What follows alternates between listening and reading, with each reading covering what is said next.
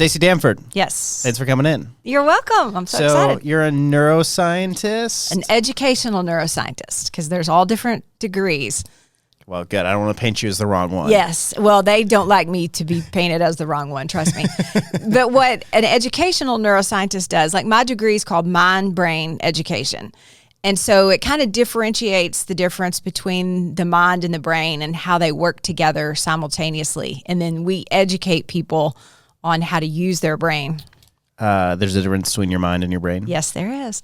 A lot of people think that your brain is just up there to do things like study and, think really hard, but it's working all the time on automatic. And your brain is the physical mechanism. It's like the functioning machine, but your mind are your thoughts, and it is telling the machine what to do. So they work simultaneously and together, but yet they can also work separately. Why am I just finding this out? It's like the hardware and software on a computer. Yeah. Yeah, so think about the hardware as like the motherboard and the RAM and all that. And you can have the world's greatest hardware, but if you don't have software to put in it, all you've got is a machine sitting there. And so your mind is like the software. It's like Word and Excel and PowerPoint. When you put it in a healthy brain, then it works better. Or vice versa. If one of those has a virus, then it affects the way they work together. That's the same way your mind and your brain work. So there you go. And you got your degree from Harvard? No, that's where it originated. It's only been in 3 different places. Your copywriter is really good. I need to hire them. Oh, good. Yes, it originated at Harvard. It was at UTA, which is my professor came from Harvard. He brought it to UTA and Johns Hopkins. And those are the only 3 places that have the degree in mind-brain education. What's the most practical thing that you've learned? That if you don't talk to your brain will talk to you. And the problem is it says what it's always said, and most likely that is not something you want it to say, because about 80% of our thoughts every day are negative, and about 90% of those are the same exact thoughts we thought yesterday. So our brain is about 90% on automatic pilot. Whoa. And if you want a different life, you have got to move your brain from automatic to intentional. The way you just said life was so incredible. You said laugh. That was a very Texas version. Yeah, so I tell myself I'm awesome all day long, and that's healthy. If you believe it. Because that's why I have a little phrase that says affirmations are bullshit. And I don't know if you can say that on there. Okay. Because if your brain doesn't believe them, then you're just wasting your time. Because you can say, I'm fit, firm, and healthy, and in the best shape of my life. But if you don't believe that, you are doing no good. You're actually doing the opposite, because your brain's like, no, we're not. We're 20 pounds overweight. You can't out-trick your brain. It knows what you believe at all times. And there's something called a belief bias. And so that's why certain people can heal themselves differently than other people's, and why certain people pray and they have a miracle and certain people don't. And there's a big difference between what you really believe, because if you're praying for one thing and then you're making plans on the other side, your brain's like, we don't believe this. We're just saying the words. And so same way with affirmations and vision boards and all that. You can do it till the cows come home, but if you don't believe it, it will not make a difference in your brain. So when you look at people not accomplishing their goals, you start with that they don't actually believe they can accomplish them? Right. And I always look at what are the thoughts you're saying to yourself and what are the words that are coming out of your mouth, because those 2 things are influencing your brain more than any other. And because your thoughts always come first, you have to process a thought before the words come out. And then once the word comes out of your mouth, your brain reprocesses auditorily what you just said. So you've double processed it. And then it's like, oh, okay, that's what we feel about ourselves. And most of us wake up every morning and the first thing you think is, oh God, I'm so tired. Why didn't I get my clothes out? Why didn't I iron my stuff? Oh, for 10 minutes late. I don't have time for this.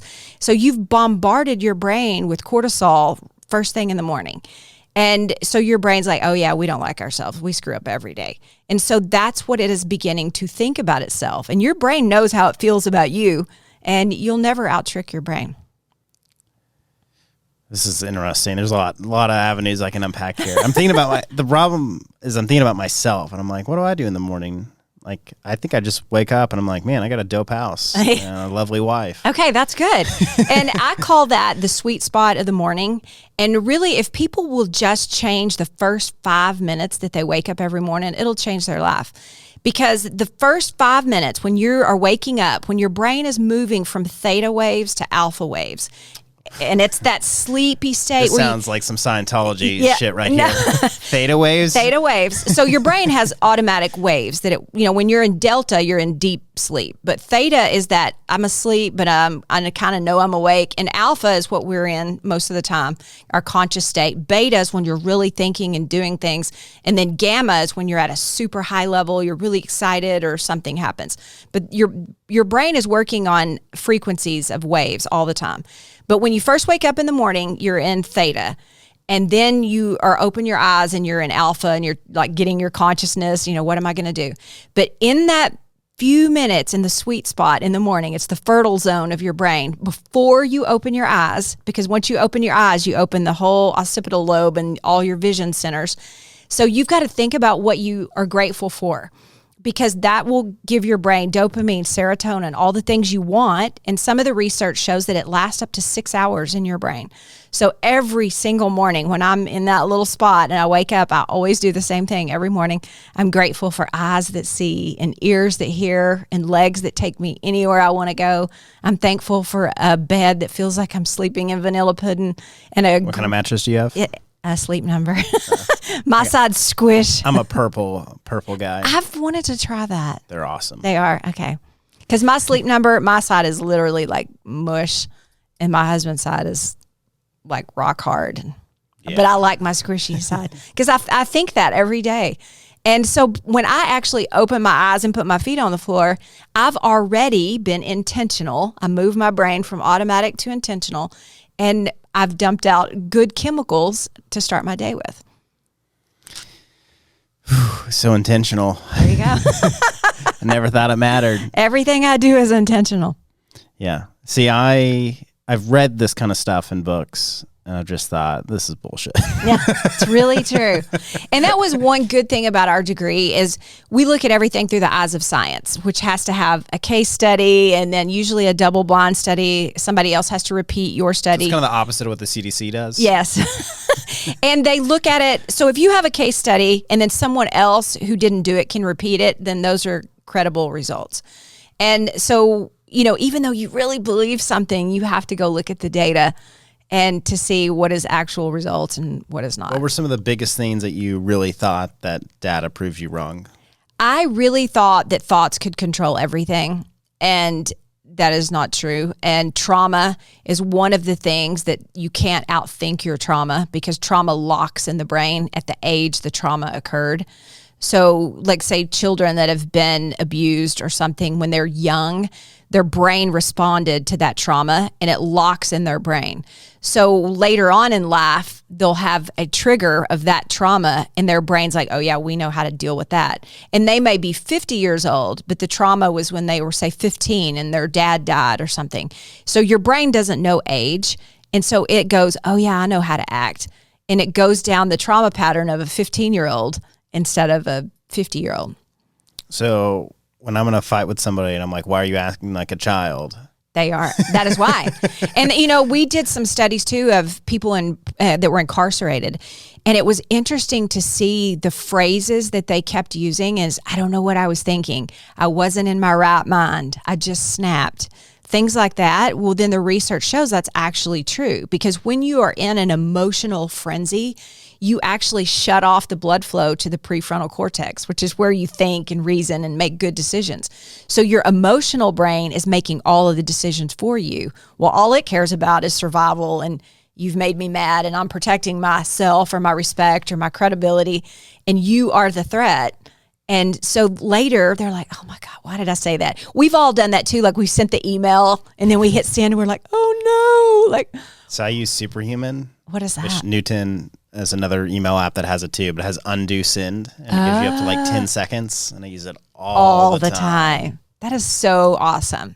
I did not ever know about that. That's fabulous, because that is truly something that science will say we do that all the time, because in the moment, your brain will act emotionally, and your emotional brain is much stronger than your prefrontal cortex. Yeah. Sometimes I'll send stuff and people call me and be like, did you mean to send that? And I'm like, yes. There's always that fine line of like, when do I want to have grace here and just brush it off, or when do I want to like set the point straight? Yes. Always kind of finding that balance. So I've heard that, and I think this is what you're saying, I'm just going to repeat it to make sure I understand, and that this is what I've heard is correct, is that trauma feels like it happened yesterday. Right. There's no separation between it. Right. Because your brain doesn't understand time. Yeah. And then now they're developing things to create separation, or I guess there's therapies to create separation. One's like a light therapy. That one really blows my mind. I don't understand. Do you know anything about that? I don't know anything about that. I don't know anything about light therapy. I do know with my clients, we create a pattern interrupter. And because trauma is a pattern in the brain, and your brain has created a whole set of pathways of what to do when this happens. And what research shows is the trauma pattern ignites at the beginning, and then it doesn't really ignite again until the end of the pattern. And that whole pattern in the middle is while you're doing the stupid thing, your brain's just on autopilot.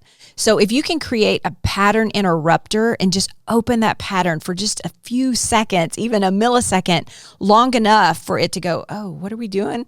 It'll give you a chance to get the blood flow and the thought patterns back in your prefrontal cortex. Okay, so a pattern interrupter is, what's the step to that? Okay, I use the same method all the time. It's called the STOP method. And the S literally stands for say your name and the word stop. And so I'll say, Staci, stop. And instantly, like just then I felt my brain like, what are we stopping? And usually I'll answer that question. I'm like, oh yeah, I'm stopping this anger. I'm stopping this feeling of humiliation or whatever it is. Then the T stands for take over your breathing, because your autonomic nervous system, which is the lizard brain, the oldest part of your brain, controls your breathing and your heart rate. And when you take over that system, you're also telling your lizard brain, I've got this, I'm taking over. So when we are upset or frustrated, we tend to have really low, shallow breaths. And I just use the 3-3-3 method. Breathe in for 3, hold for 3, and out for 3. I do that 3 times because that's very not how we normally breathe. It's long enough. I mean, literally, it just takes, less than 30 seconds to tell your brain I'm in control. Then the O stands for make an observation right there, that second, wherever you are. And you got to look around and find something that you can tell your brain to be grateful for, that's cute or happy or whatever. So you'll focus on something else. And then the P stands for pause and hold that thought for 30 seconds. And that's what my TED Talk was about, is how 30 seconds can change your life. But if you hold the thought for 30 seconds, that's long enough to reactivate the other chemicals, not the cortisol and the epinephrine and the fear chemicals, but you've activated now some serotonin or oxytocin, and you've altered your brain by being intentional. So here's what I do. Okay. Something makes me really upset, and I sense that I'm really upset. And I know I'm about to do something stupid because I'm upset. So I force myself into extremely deep breathing. So like,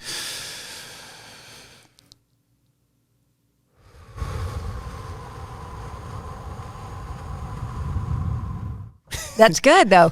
Breathing is so important. And that is such a it's just so ridiculously crazy to everything I'm doing that it seems to break things up enough for me to create enough time for me not to care anymore. Yes. Because it's all like just an instant reaction. And yes, but most people just go with their instinct. If you're sad, you cry. If you're mad, you yell. But you can think greater than you feel if you make it intentional. But what Dr. Andrew Huberman, which is one of my favorite neuroscientists, he talks about all the time how when your internal state and your external state are in a dissonance, when they don't match up. So like say you're in the grocery line and the clerk is like so slow and she's just talking to everybody and you're like, come on, I've got to be somewhere and I'm not voting for 15 an hour if yeah, you keep like bagging this slow. I've got to go, especially if you're late or whatever. And so your internal state is flustered and in a hurry, and the external state is slow. So there's a dissonance when they don't match. However, if you're in a really calm state and you're internally slow and people are outside acting crazy and being all hyper, it will create that same dissonance. So if you are really upset and angry, you have got to create, realize, oh yeah, my inside is not matching my outside because I was calm and had everything going and y'all made me so mad. And so calming yourself now calms your state. Or you make everybody else as bad as you. I guess that could work. Plot twist. Here, I found her out. I would hate to see the end result of that one, but it could work, I suppose. Entrepreneurs are really good at making money once they figure it out, and really good at tearing apart their lives and their family. So something that always terrified me about marriage was that, like, my parents have been married forever. My grandparents are married forever on both sides. Like, I was never around anybody that was divorced. So, like, I had a healthy image of it, but every successful entrepreneur I knew had been married more than one time. Why is this? I think it's because your brain is kind of like a flashlight. It's where you shine in the flashlight. And so when you're an entrepreneur, you definitely have the flashlight in one area. And where the focus goes, the attention goes, and the wiring grows. And so your brain has got all this attention on creating this business and focusing on this thing. And these people are causing you a distraction to where you have your flashlight. And so it, again, creates that dissonance. So your brain thinks these people are keeping me from this dream or this goal, when actuality, time, not being allotted correctly or whatever is the real reason. But your brain goes for the quickest route, which is, you people are driving me nuts. And so you think when you get away from the people, you'll be okay. So I'm just going to ask a bunch of random questions because you've studied this a good amount. Yes. Why does somebody cheat? I think it is because it's so crazy too, because it's usually not ever about looks. People think, oh, she's so hot or he's so hot. Very, very, very rarely is it about that. I've heard that. Yeah, it's true. So when marriage usually is peaks and valleys, and the problem is when people are in a valley at the same time, that's usually when people cheat. Normally, hopefully, somebody's in a peak and somebody's in a valley, and they'll pull you up when you're down, or vice versa. But when two people are in a valley at one time, an opportunity just happened to come along, your brain thinks, okay, you're driving me nuts. That person has everything you're not. And it's all about the need that you had a hole in, that your brain is like, I need somebody to love me, or I need somebody to tell me I'm great, or I need somebody not to bother me. It can be something that simple. And that person, you think, fits that need. Weird. Yeah. And if they weren't there, it wouldn't have happened. Lots and lots and lots of times, people don't search to go cheating. They don't wake up, brush their teeth, put their shoes on, and go, you know what? I believe I'm going to go cheat today. It make me feel good. Now, it's an opportunity. So that's like, I look at cheating as like sets. Like, it's just like an instant thing.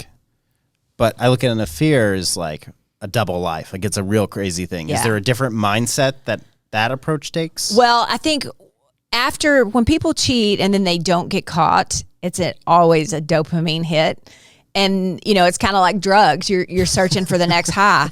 And that gave you that feeling of what your brain was craving. I want to be wanted, or I want somebody to understand me. And so you're like, you'll just go to great lengths to get it again. So the idea that once a cheater, always a cheater is semi-true because of the dopamine hit people get from it? Yes. Unless they can look at it again from, a bird's eye view and go, wow, I understand what I was searching for. I was searching for understanding. I was searching for companionship. I was searching for communication. Oh, I could have got that right where I was. And I think if people dissect any of their behaviors, they will most likely learn a great deal and oftentimes not repeat them. But it's just people who continue to put the other person at blame. Well, if you'd have made me happy, well, then I wouldn't have done this. And that's when you'll repeat it over and over and over. When you're dissecting things that you've done wrong, I don't know if that's the correct term, but is there any, like, for example, I always have this thing, if I want to find the truth, I ask why 7 times. Yes. Our professor used to tell us that all the time. Ask why until there are no more whys left. Yeah. And so there may be 5 or there may be 10.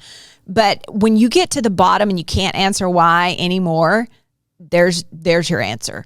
And we call that the root of the trigger. So, like, say, for example, let's go back to cheating. And somebody will cheat and go, okay, you make me happy. So they think happiness is what they were searching for, and this person gave it to them. But why were you not happy? So ask that why. Okay, why am I not happy? Most of the time, they cannot even answer that question. So, of course, they're going to keep repeating it. But if they realize, I'm not happy because I feel misunderstood. Okay, why do you feel misunderstood? Well, actually, we only talk like 3 times a week. Okay, why do we only talk 3 times a week? Because our schedules are so crazy. Why are our schedules so crazy? I work nights, you work days. Then they go figure out, oh, that's the root. That could have also been the cure. But we just stay on the surface because it's so easy. And the why is the prefrontal cortex. The surface is the emotional brain, and the emotional brain is much stronger. Fascinating. I'm sure you hear that one a lot. So when you work with clients, what exactly do you do? Do you just work on a consulting basis on helping them make better decisions, or like? I usually I work with companies to help them understand personality is not the problem, because, you have a team full of brilliant people, but yet they can't get along, and you've hired these, high quality people, but they can't come up with a decision. Lots of times it's because there's multiple alphas. But what I teach people is to look at their brain patterns. So I do this with companies and I do this with people, and I give them, part of my research is a brain pattern evaluation. And you take this test and you go through and figure out what your brain patterns are. And they are the source of your joy, but they're also the source of your anxiety and your frustration. And so once you know what your patterns are, you can talk to people very differently. You understand that every frustration is actually a bump in your filtering system. It's called your reticular activating system. And that's the filter that your brain sees the world. It's like the binoculars for your brain. And so like my 5 filters, I call them the foundational filters, it's what my brain is built on, are freedom, joy, beauty, dedication, and growth. So after I took that test, I was like, oh my gosh, exactly. So anytime somebody bumps my freedom filter, I'm like a banshee. I'm like, don't you dare tell me what to do. And even if I was going to do it anyway, the minute somebody tells me what to do, now I understand why that makes me so angry, because it was a filter bump for me. So I have to constantly realize that's not what they meant by that. Like, they're just saying, hey, can you pick up milk on the way home? It's not personal.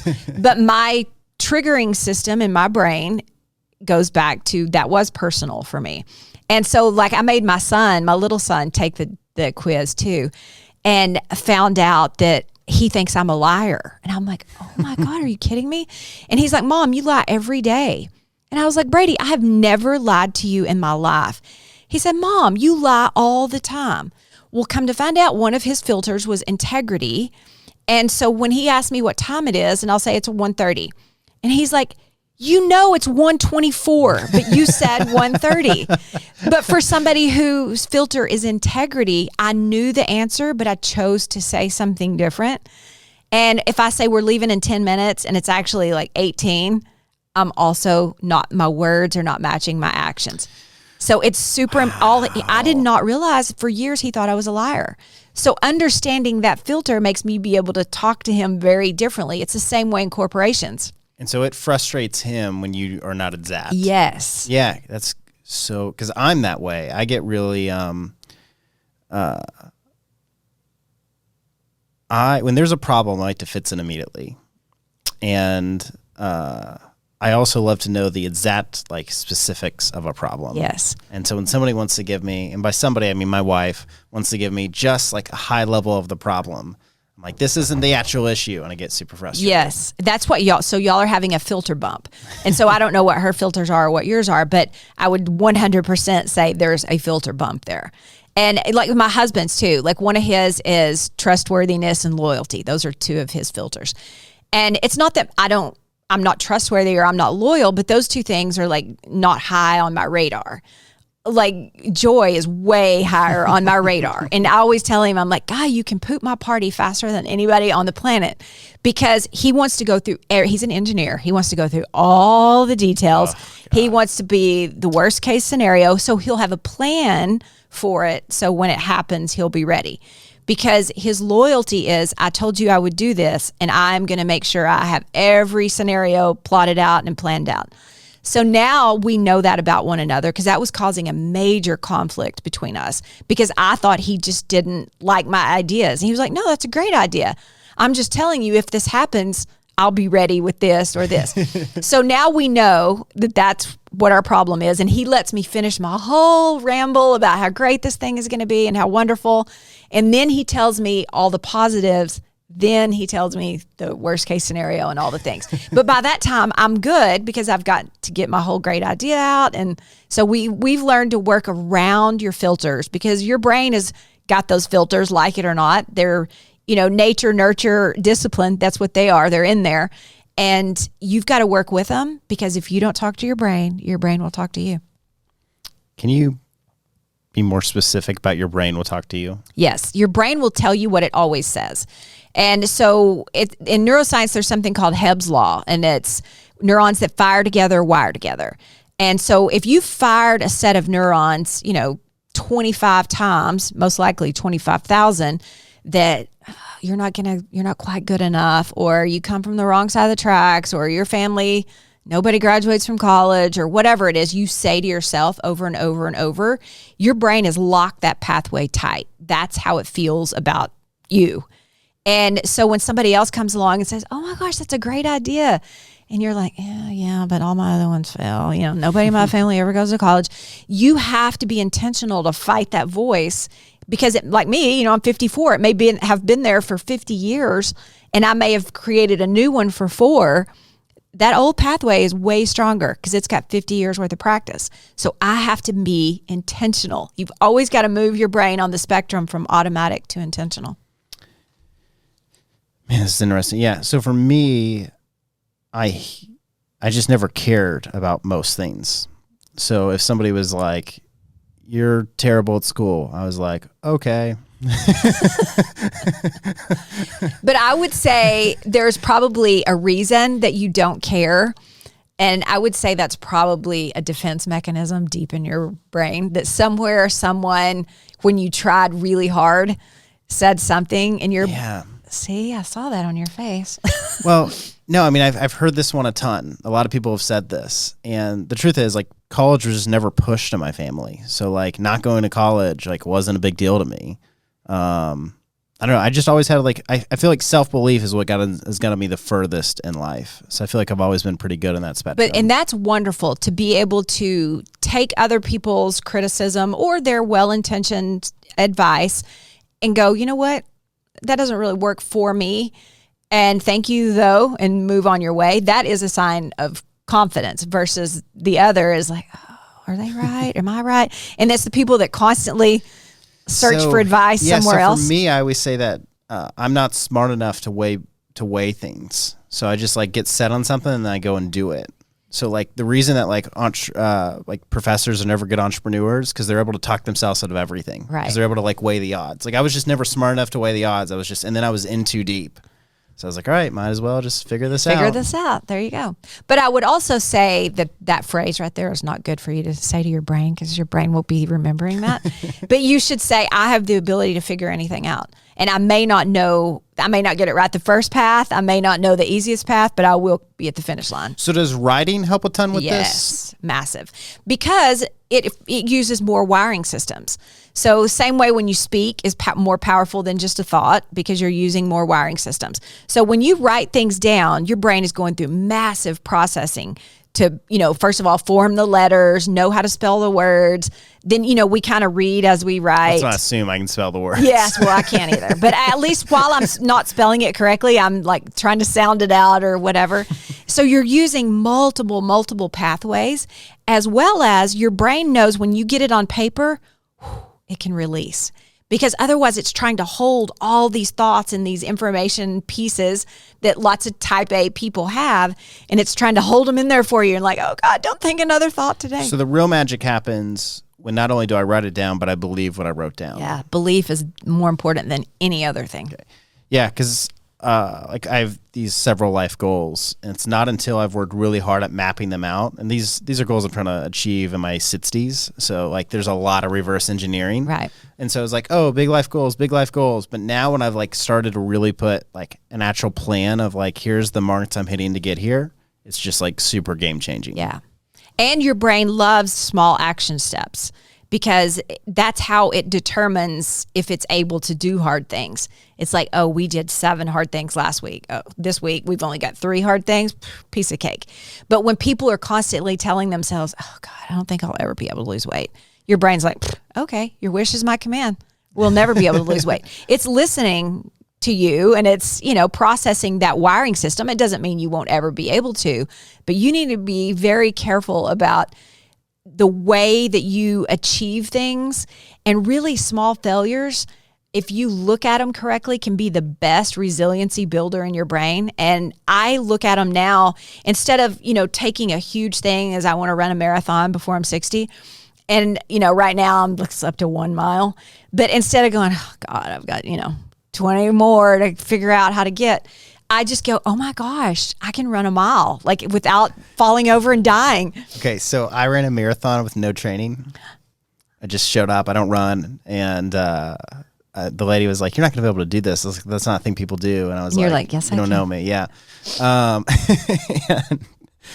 So to me, it's all a self-confidence game there. It's like, cause this morning I biked 15 miles, and which I don't think is like a hard bike. I mean, I have a road bike, and I was saying, like, man, how much longer could I go for? Like, if I really push myself. Yeah, your mind gives up long before your body. Yeah. And people think it's the reverse. They're like, oh, God, my legs won't go anymore, or my lungs are about to explode. But really, it's your brain telling you your lungs are about to explode. But I can tell you, at 54, there's no way I could run a marathon. You've got youth on your side. Yeah, maybe.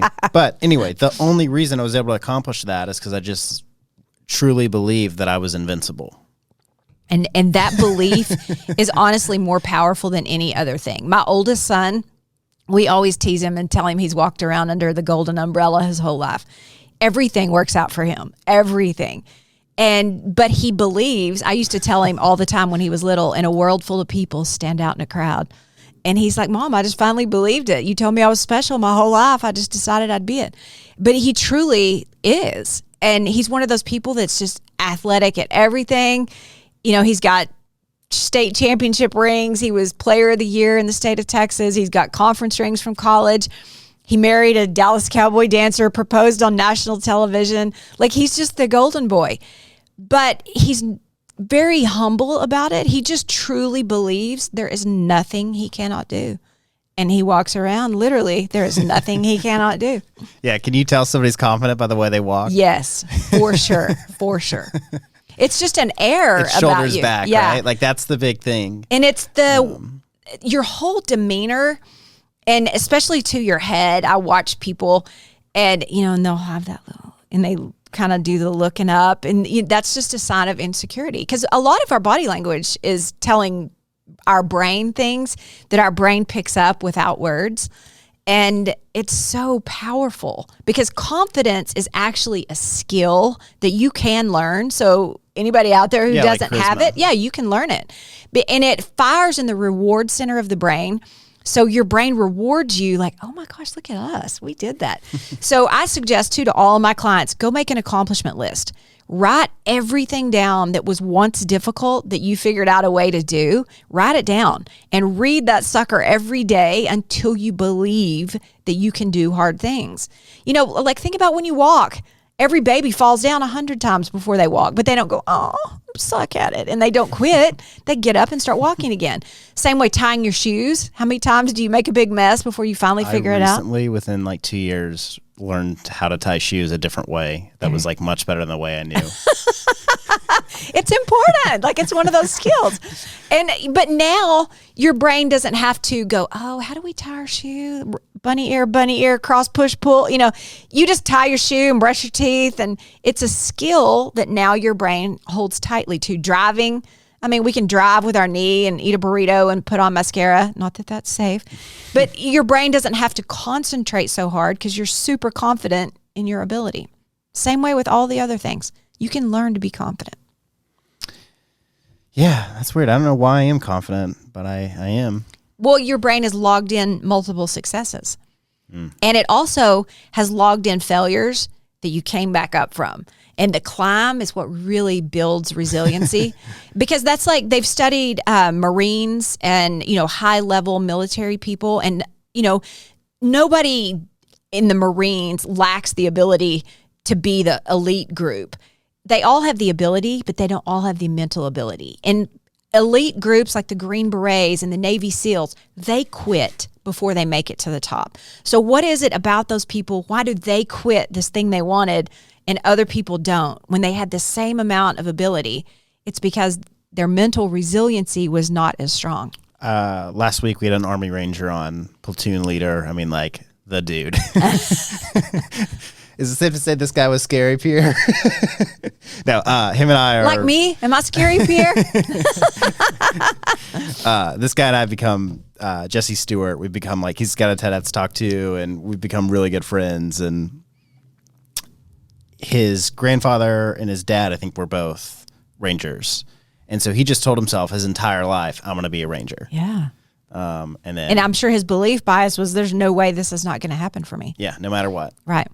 And that's the way my son, when they won the state championship, and it went into 8 innings, extra innings. He was the pitcher the whole game. And it was just back and forth and back and forth. And I, as the mom in the stands, I was about to die. And when it was over, I was like, oh my God, Brent, I was about to die. He was like, Mom, I knew we had this. And I was like, I wish you would have given me the heads up. He said, we all knew from the time we were in 3rd grade, we knew we were going to win the state championship when we were seniors. And that same group of boys had played together the whole entire time from 3rd grade on. Wow. And they were not the best team. And it was a little bit bad news bearsy. I mean, they were talented for sure, but none of them went off to have, big major league careers like people from the other team did. Wow. But their belief system was way stronger.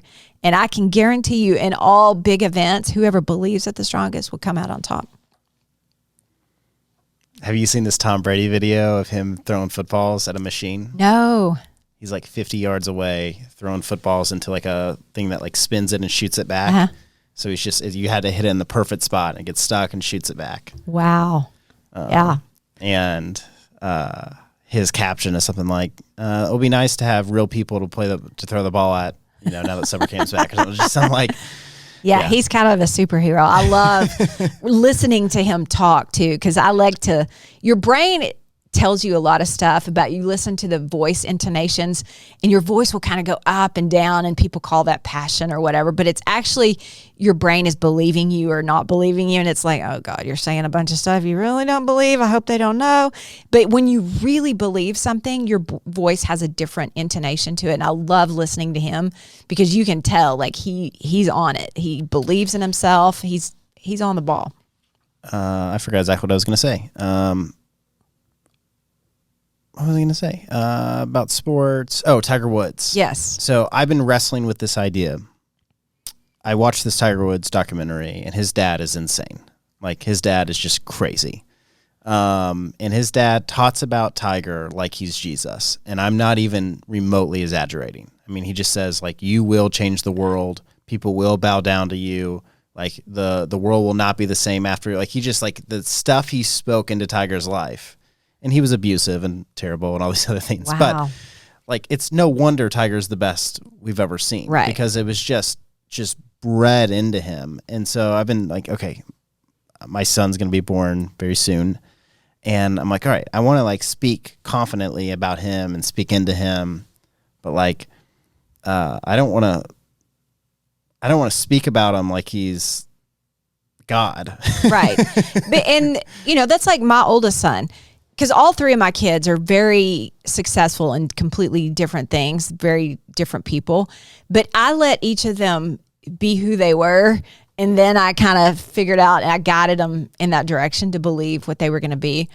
And I can tell you, like, to this day, Brent could walk in a room and he doesn't care if you're the Pope or Bill Gates. He still thinks he's as good as you. He just hadn't had as long to prove it.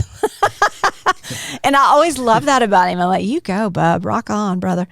And he honestly believes that about himself. And my daughter is 28 years old, and she's the head nurse in the ICU burn unit in Florida. She's the youngest nurse that's in charge of everybody. And she's like, she takes no crap. Like, she tells it just like it is. And If you are stupid, well, you should know, and she'll tell you, and she's sorry you got your feelings hurt about that, but we got people to save, and she doesn't have time.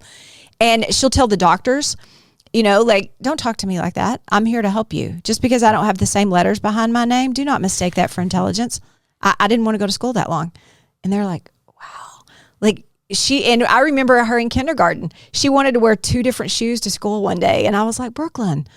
She was like, I just feel like being different. And I was like, do it, girl. Yeah. And that's her whole life. But she lives in a place where she likes her. And if you don't, that's your problem, because she's awesome. Yeah. How does that translate into marriage? Well, she's not married. She says she never will be. So I don't know. But in general, I'm saying, like, somebody who's very strong-willed about how awesome they think they are, and they marry somebody who's not that way, does that ever create conflicts? Oh, I bet they would probably not marry somebody that doesn't think they're that way, because that type of energy usually attracts that type of energy as well. And confident people don't like to be around unless they're abusive, and then they love those weak people so they can dominate. But like my son and his wife, they're both very confident. She's super successful, and they have the best marriage. It's fascinating to watch, and they're both very powerful people, but when they join together, they're a powerful force. Interesting. All right, what are some more fun things I should know? Well, let's see. I can tell you, my husband and I, because I've been married a bunch of times. I'm not so good at it. But we got married I was 50. And you bring 2 alpha 50-year-olds together. That sounds like a terrible idea. Yeah. At the time, we thought it was fabulous. He was 53 and I was 50. And it took a lot of learning curve to realize that I've done things this way for 50 years. You've done things that way for 53 years, but those 2 things don't match, because I'm not doing the towels out like that on the sink, because that's weird and ugly. But there again, one of my filters is beauty, and that is definitely not beautiful to walk in a bathroom, but he's an engineer and he thinks it dries more efficiently when it's laid completely out flat. And I'm like, gross. No, we're not doing that. I always try to convince engineers to tip more. He's a good tipper. That's good, because most engineers look at tipping as like, all right, 20% is a good tip. Here's 20%.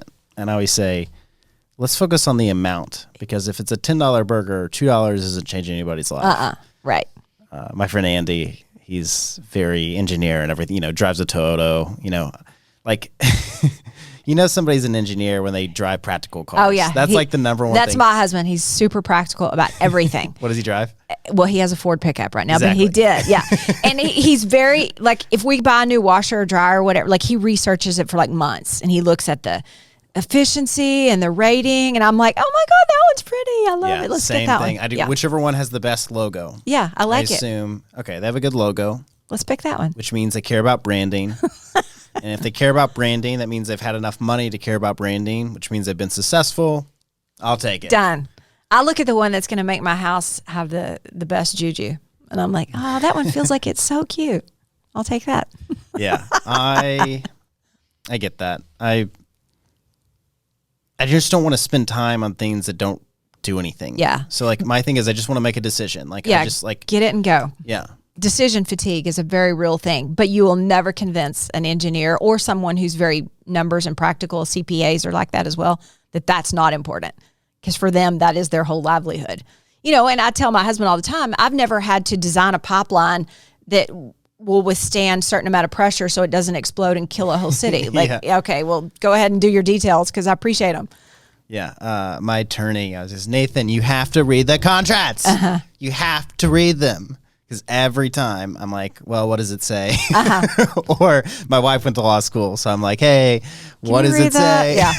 And I just look at I scan and like, okay, that looks good. Yeah, I'm that way too. Yeah. Like yesterday, I got a new insurance policy for something. And like I got 7 emails at once. And so I had to like brace myself.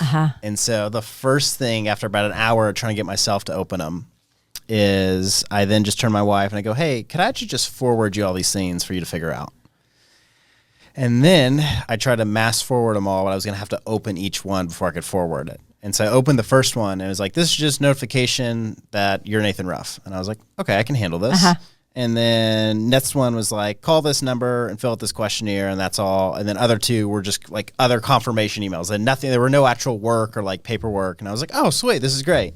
But it stresses you out. That's exactly me too, because my brain is a big thinker. And for me, details just wear me out. I hate them. It's awful. And I just I can't do it. I can't read directions. If you don't have pictures on there, then your product is crappy. Do not give me directions with no pictures. And my husband will literally read every single, even if it's put together. He's like, no, there's one more page. I'm like, why are you still reading? And he'll say there's 3 screws left. And I'm like, those were extras. Yeah, that's always my line. And I'm like, if it falls apart, we'll just build it again. Not them. Are you audiobook or actual book person? I like both. If I am going to read a book, I can't stand Kindle. I have to hold it. I'm definitely a texture person. I like to underline and highlight. But if I'm busy, I like audio because I can get 2 things done at one time, even though that's not really a good thing. Your brain does not multitask. It's called multi-switching. Boom, right? I call it half-assing. Every time you switch, your productivity goes down drastically. I saw a whole chart on this at a conference. And we think we're good at multitasking, but really we're just switch tasking. See, that's the thing. People always brag about how good they are at that. I thankfully am just, it takes focus for me to actually lock into something. Me too. There's a reason we're in an all blackout room with these, and these block out all noise. I can only hear what's coming in. Yeah, that's awesome. And you'll notice this happens when I wear headphones, I can hear if Pierre moves. And so Pierre notices me looking at him every time he just blinks wrong because I just have to be locked into what I'm doing. Well, Pierre, I haven't heard you move a single time. Just once. Okay. That is a sign, though, of a highly creative brain, because my brain is very creative, and everything bothers me. When I'm in my zone, I don't want to talk. I don't have music in the background. I never, ever have the TV on for background noise. I'm like, why would you want that? That's the craziest thing I've ever heard. I have to be tunnel vision. And so are you able to work late at night? Yes. Yeah, same. And I love when everybody's gone. And I hit my stride midnight. I'm like, ooh, and I'll come up with great ideas. Yeah. In the bathtub too. This is a great trick for people that are creative who take a bath. Yeah. But I have a little set of kids' crayons. And so I take them with me in the bathtub because your brain is calmed down enough. So you always have higher level thoughts. And I'd write all over the edge of the bathtub, on the backsplash thing, all my ideas. And then the minute I get out, I start screenshotting it before they slide down the edge. That's when I come up with my good stuff. That's interesting. Yeah, my wife falls asleep around 10 p.m. and then I just get locked in. Yeah. And it's great. And then I can also do the opposite and get up at 4 a.m. and get locked in. It doesn't need to be. It just needs to be when nobody else is up. Right. And my son, bless his little heart, my little son, I'll say, Brady, do not come in here unless it's an absolute emergency because I'm in my zone. And I said, I just want to tell you because I'm going to shut the door. And then 5 minutes later, I'm like, yes. And he'll say, do we have pizza rolls? I'm like, that is not an emergency, son. So your website says at 50, your husband left you. 49. 49, your husband leaves you. Yes. And you're like, all right, I want a new career and I'm going to get a new degree, right? All these things happen. All over, yeah. So let's talk about leading up to that. Let's talk about how long were you married before this happened? To that has been 10 years. Okay. How many husbands have there been? There have been 5. You've been married 5 times? I was married 3 times by the time I was 21. The first one, which I think I got annulled, I can't remember exactly, but it was 6 months. And it was... How old were you? 19. Yeah. When did you meet the person? In high school. Okay. Yeah. And high school sweetheart or just met them in high school? Yeah. It was kind of like a rebound from another thing. So we were married 6 months. Then... And was it wrong from month 1 where things off? Oh, yeah. I told my mother as I was walking down the aisle, or the day before, actually, I don't want to do this. This got away from me. Of course, we were from a small town. You're supposed to get married and live happily ever after. I knew that wasn't the person, but it was more fun to plan it than it was to actually oh my gosh, this is going to be my life.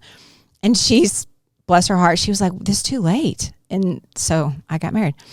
And so that was 6 months. Then I literally walked downstairs from the courthouse, got in the car with my second husband, and we drove to Oklahoma and got married. So it was final. When did you meet him? It was my high school sweetheart. So all this time, he married, and this is what is crazy. He married my first husband's ex-girlfriend. So it was kind of like we were playing this one-up-me game. And it was the breakup. Can you imagine if there was Instagram at the time? Oh, yeah, it was horrible. It was so bad. And I've always felt so bad that I broke his heart. And I've never seen him again since then, so I'm sure he's doing fine. But if he's out there, I'm very sorry. That was a 19-year-old stupid mistake. But, you know, you're not thinking about life. Or I wasn't. So, yeah, laugh on the farms, kindly. Anyway, so then we were married a year, and he was super abusive, and truly the one person in my life that's changed my trajectory of my life the most. But we dated all through junior high and high school. He was the safe place for me. I knew how to function, and the ups made up for the downs, you know, and after you hit somebody and then you buy them diamonds, and, you know, it's just a sick cycle that I understand very well. So when we got a divorce, I went after I was divorced from him, and I was like, I'm marrying the next person who's a non-alcoholic, non-beater. So you're very set on marriage. There was not dating, wasn't a thing. Apparently not. But I think it's because my dad was alcoholic. I came from and he wasn't abusive at all. He was just not there. And so I never really understood male affection, and I was searching for it everywhere. And I was like, if I looked at your eyes and saw love, I was like, okay, you're my person. You know, I didn't care where it was. And I realized, you know, looking back now, hindsight, I should have planned that out a little better, but, you know. So vetting processes didn't exist Yeah, for you. no, they did not. It was, and also my creative brain was there. I was like, okay, I'll make a great house, a great life. This will all turn out, you know, perfectly. I'll be the next Charlie's Angels. Everything will be fabulous. Here we go. So I literally married the next person that was a non-alcoholic, non-beater. And he's a nice person still to this day. We're still friends, but he's my big kid's dad. And we were married for 17 years. And then I married my little son's dad. Okay, so married for 17 years. How does that come to, does it come to an end over 17 years, or does it come to an end? Yeah, it was he was a head baseball coach, and I always kept telling him, you're married to the baseball. And I think it really and truly the catalyst is when my brother died, and he died of a drug overdose. And I didn't realize it until after he was gone that he was the male affection that I was constantly getting. He always believed in me. He always told me, you can do this. This will be great. You'll be good at this. Well, when he died, it was just like, oh my gosh, my tank is never, ever filling up, never filling up. And it was just over a period of years that I kept thinking, oh my gosh, you're not making me happy. You're not making me happy.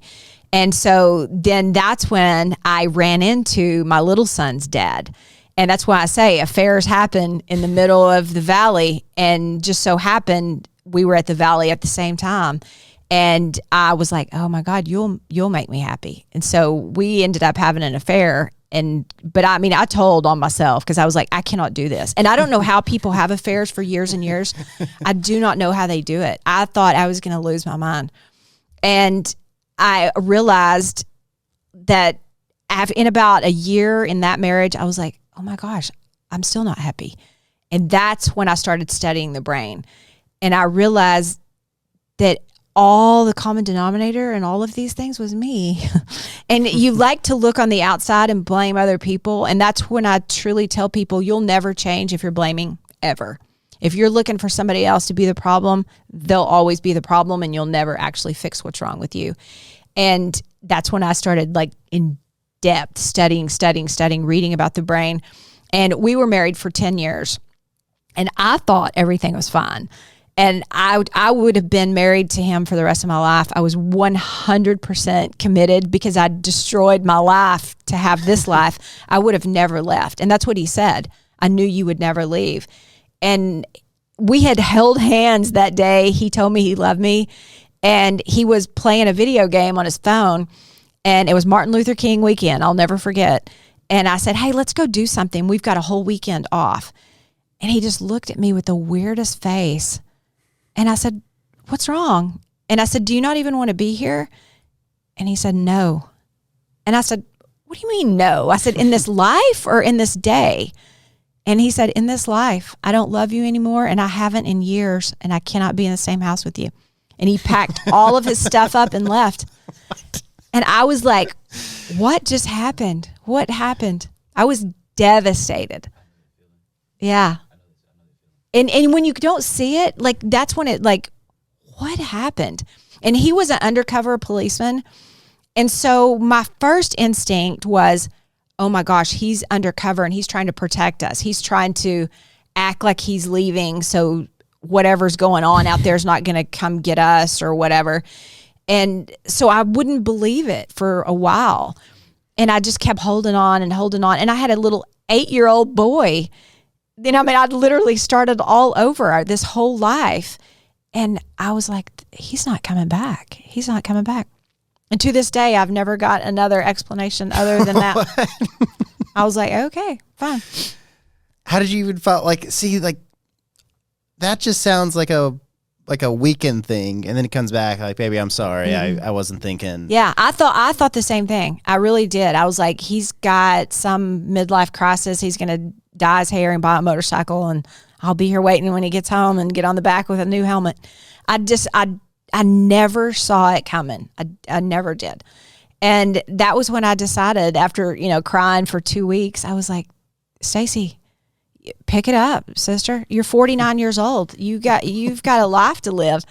And I thought, you know what? I'm going to do all the things I wanted to do. This is my chance. I'm starting over. And that's when I decided to go back to grad school. I'd been reading all these books for all these years. And I had one student that really was the one that was the game changer for me, because I taught school for 25 years. And he was the worst student I ever taught in my whole life. And I was teaching high school art humanities at the time. And he had just come fresh from military school, a chip on his shoulder, literally mad at the world. And I was like, oh my God. And I could not make him like me. And I could always reach my students. I love teaching. And I honestly have loved every student. And he was bad. And so I asked my daughter, who was a senior at the time, I was like, Brooke, what do I do? And she said, Mom, what do you know about him? And I said, well, I know he's bad. I know nothing. And she said, exactly. And she said, no one cares how much you know until they know how much you care. And I was like, what? And she said, start tomorrow. Ask him about his life, his brothers and sisters, his family, his joys, his sorrows. Pick one thing you like about him and tell him. And I was like, how is that going to change anything? So the very next day I started. And I'm telling you, he walked in that day like a little devil child. And I was like, oh. And I'll never forget, because I was like, what am I going to say? What is there nice to say about him? And I looked at him and I said, Andrew, I love the way you part your hair. And this 16-year-old boy looked at me like, what is wrong with you, lady? That was all I could think of. But every day I kept on and I kept on and I kept on. And after about 3 weeks, I noticed he walked in without anger. He still wasn't nice, but he didn't have that chip on his shoulder. Then about 6 weeks, he walked in and he said, hey, Miss D. And I was like, oh my God, it's working. But it took 6 weeks to see a single bit. He kept on, I kept on. He literally ended up being one of my favorite students I've ever taught. He works for me to this day. He is fabulous. But what happened is he just was not a good student for everybody except me. He ended up leaving our school, went through lots of rocky roads along the way. And later, several years later, he came back and he called me and he said, Miss Danford, I'm going to be in town. Do you want to go get coffee? And so I said, yes, I'd love to see you. So we went to go have coffee, and I asked him, I said, Andrew, why did you treat me so different than all the other teachers? You would have had such a different experience. And he said, Miss Danford, you smiled at me every time you saw me, and you made me feel like you were grateful I was alive. And I was like, wow. I was thinking it was some lesson. I helped him bring out his inner artist. It was nothing I taught him, but it was me seeing him made him feel grateful. That was the first time I'd ever heard that word grateful used like that. I went home that day and started studying gratitude and smiles and how they impact. I found out there was a science in both. And I decided that's what my research project's going to be.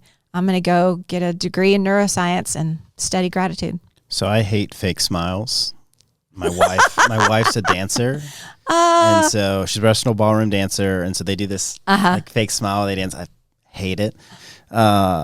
Is there some things between like a real smile and a fake smile, and how you get a real smile out? Yes.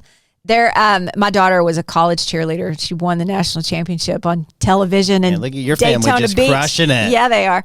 But she started cheering when she was 4. And, she was a little bitty pigtail thing. And I remember she would do that smile. Yeah. And I was like, Brooke, you look like you're having a seizure. And I said, what is that? And she said, I don't know, but it gets us a lot of points. I was like, okay, whatever it is. But there's something in neuroscience called a Duchenne smile. And the scientists that discovered that realized when you have a real smile, that it activates these cranial muscles in your cheeks and the sides of your eye. And so they'll raise your eye up and make you smile really big.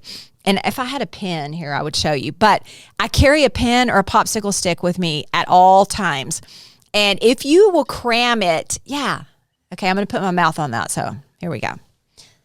So if you have a pen or pencil, a popsicle stick, whatever, if you cram it all the way to the back where your molars are,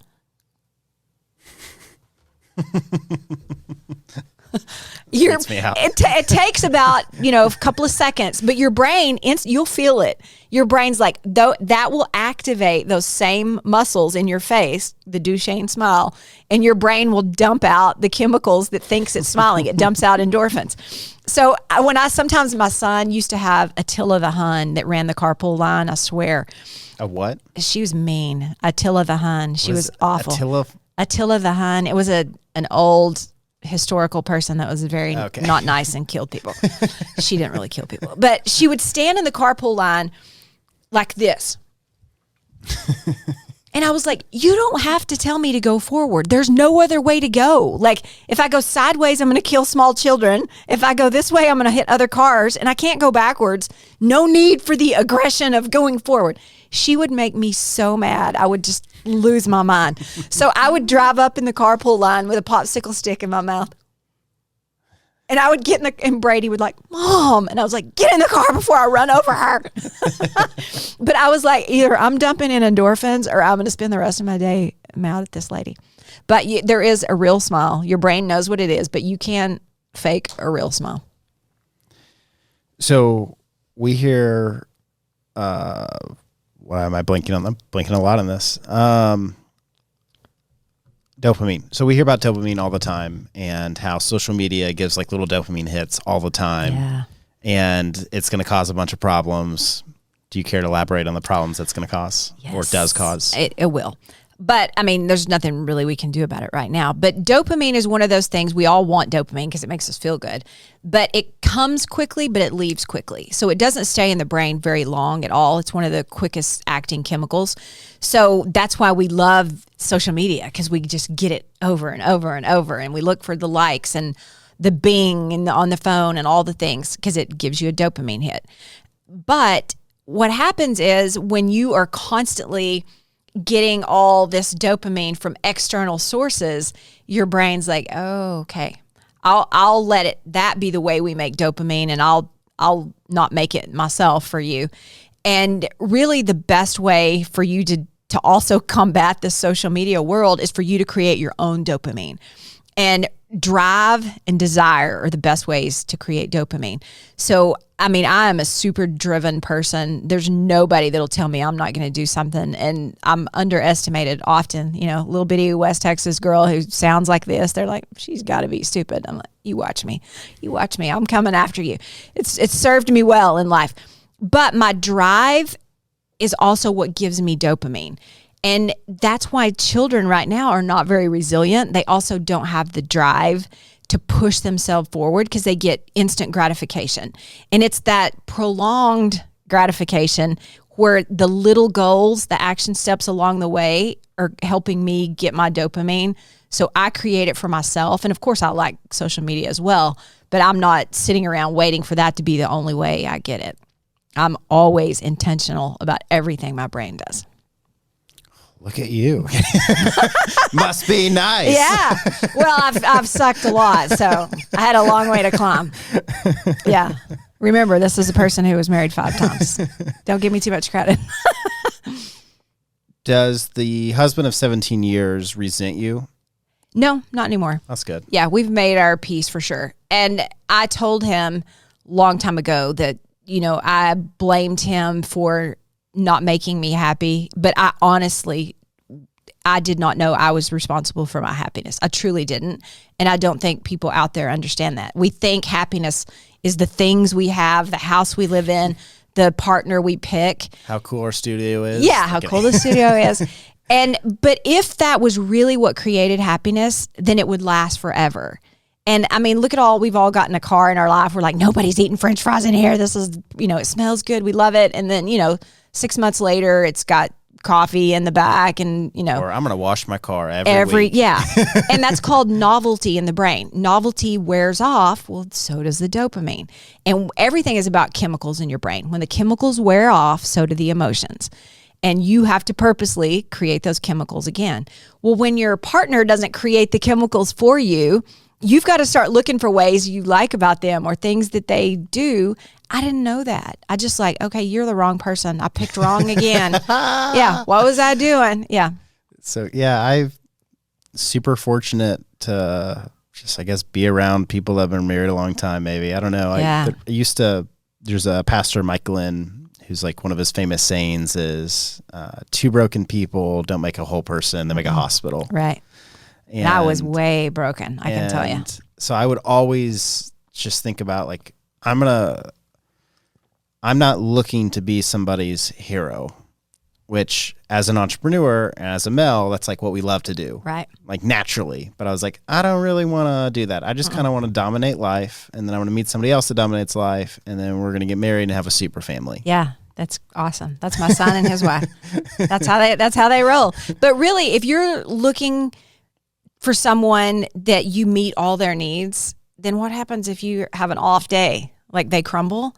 Yeah. People have to be responsible for their own emotions because otherwise you got a full-time job and that leaves you you can never have a bad day because they're going to fall apart if you're not on. At what age can you start teaching this stuff? I start my little son, his whole life, that's all he's ever learned.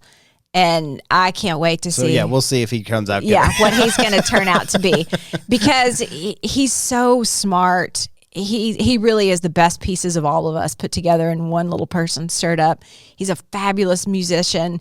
He's just kind-hearted but he knows the power of his brain. I talk about it constantly. And I'm like, Brady, if you don't like it, babe, you got to change it. You're the one.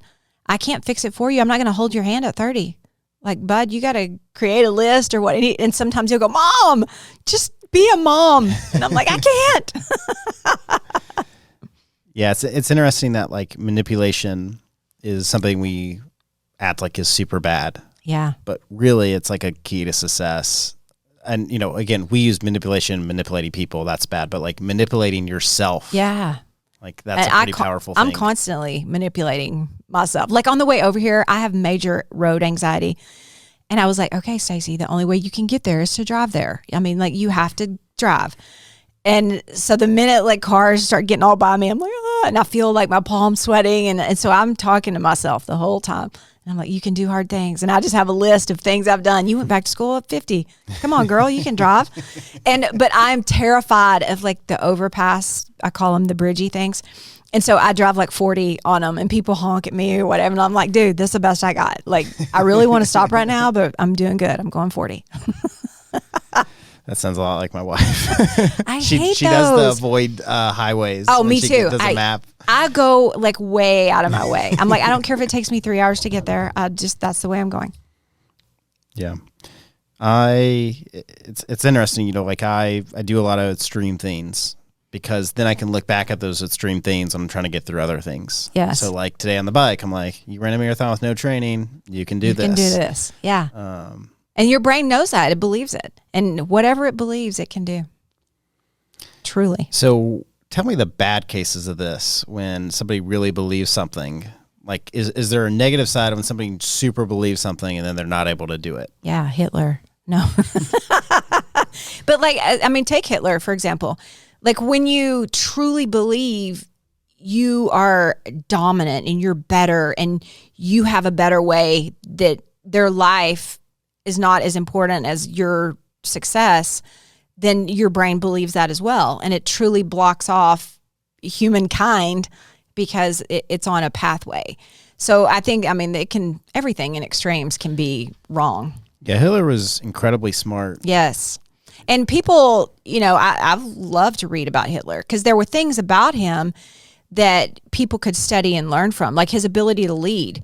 What was it about him that made people follow? If you're a terrible human being, but yet people followed you anyway, was it strictly fear? I don't think so.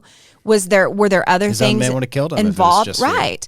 So there's always a lesson to be learned from people like that. It's powerful to watch the lives of leaders and see what it is about them that causes people to follow. He got leaders to buy into him. That was the biggest thing. Because he knew their need. And when you speak to people's need, you can alter things for sure. 18,000 pastors endorsed him. Wow. I didn't know that. Yeah. Only 3,000 stood against him. Wow. And then of those 3,000, as he became more intense, they just kind of bowed out. And then the 18,000 supported him just kind of bowed out too. And then the people that stood against him, he just killed, obviously. Right. But yeah, got 18. And he would say stuff like, the Holy Spirit will be throughout Germany again. Like he would just speak in churchy terms. Mm-hmm. And the lack of discernment is what led all these people to, he says the right thing, and he's in they like, a politician saying the right thing. Sure, you got my vote. Yeah. Instead of just being like, let me do some discernment. Let me think about this a little bit. Yeah. And really and truly, our brains are lazy. I mean, they are. They don't like to think. And they're just up there just chilling until you make it work. But if somebody can tell you what to do and it logically makes a little sense, your brain's like, yeah, go with that. And so you have to consciously. Is that the key to sales right there? Yes, it's sad, but that's how people manipulate you into buying things. If they can find your need and your point and they say it where you can go, oh, you know what? I don't have to think about that. You've labeled everything I need. Boom, I'm in. Because emotion is the stronger part of the brain than the thinking brain. And if you tap into emotion, then people don't want to think. I guess that's why they always train car salesmen not to allow people to go home and think about it. Yeah, because if you think, you're done. Because then because emotion is chemicals, and emotion alters brain function, and every emotion is creating a chemical. And when those chemicals wear off, you no longer are in that emotional part of your brain, then you go back to the thinking brain. When people leave to go think. That's why the internet's so great, because you can think through things. Yes. And, people trash the internet all the time. It has its bad points, but it also has great points. And, like, my goodness, in the last year and a half, we've lived on the internet. So obviously it has some potential to do great things. But in the world we live in now, especially as a teacher, I'm adamantly fighting that the school system's got to change. But kids don't need to learn the stuff I learned when I was in school at 54. Because Google, you don't have to have a lady up there or man telling you all this stuff. You have got Google. Why do we waste time doing that? Teach them how to think. Teach them how to be an entrepreneur. Teach them how to problem solve. Teach them resilience. Happy people don't shoot each other. Like, we need emotional instances to help kids work through things at school. And it is such a broken system. Drives me crazy. Can you tell I got really passionate about that? Well, the government's so good at everything. I'm just amazed that the education system that they created would be broken. It literally drives me insane. And what's bad is, as a teacher, my kids, like, I let them miss school all the time. I'm sorry, all the notes I wrote. I'm like, they're not learning rocket science today. Like, come on. Are private schools better? They have their own thing. I taught at a private school too. And I think private school is better as far as discipline. You don't waste time trying to get people to mind and do all the things. But lots of times they have a different kind of pressure and an ideology they're cramming down your throat that may or may not fit with whatever people there were. And, like, it's especially Christian schools, I think. I've never wanted somebody to teach my son to be a Christian. I wanted them to treat him as if he was a Christian, because I'm doing the rest of that stuff at my house. And I think people misconstrue their job sometimes, and frustrates me. Do you know who the comedian John Crist is? He's a Christian comedian, and he was homeschooled. He talks about like my math books were like, Zacharias had 5 plums and he sold it to Moses. How many plums? You know, it's just all Bible analogies. Yeah. It's like, guys, this is not needed. No, it's not. Yeah. And my little son all the time says that his goal in life is be kind, be sweet, be loving, and kick ass. And I'm like, amen, brother. That's my goal. Yeah. And I was like, really, that's fine. If we just all would do that, we'd be in a lot better shape. That quote right there sounds like somebody that has girl boss in their Instagram bio. I'm a girl boss. You know who I'm talking about. True. Yeah. See, you brought up a really good point. I always make fun of, let's say somebody writes, I'm an entrepreneur in their bio. And I'm like, no, you're not. Like, you've never sold a company. You don't have employees. Like, you're not an entrepreneur.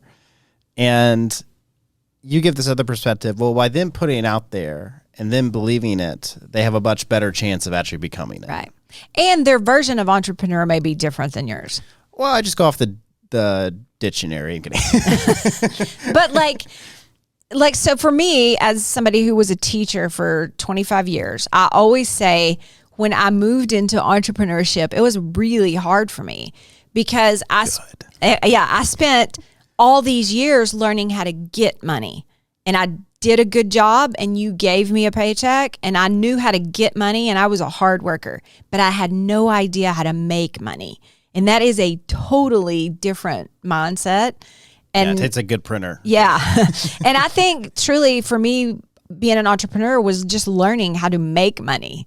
And it has been hard because I love research and I love, studying case studies, and I like to learn information, but information is not being an entrepreneur.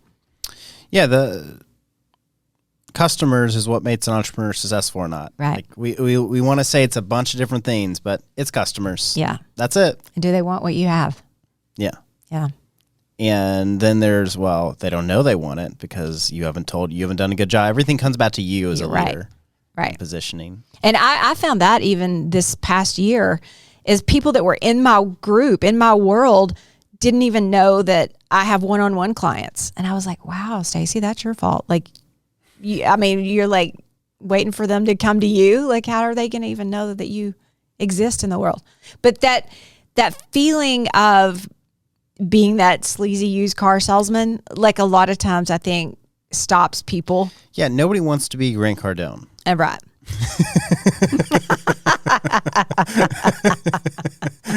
Even though I totally follow him.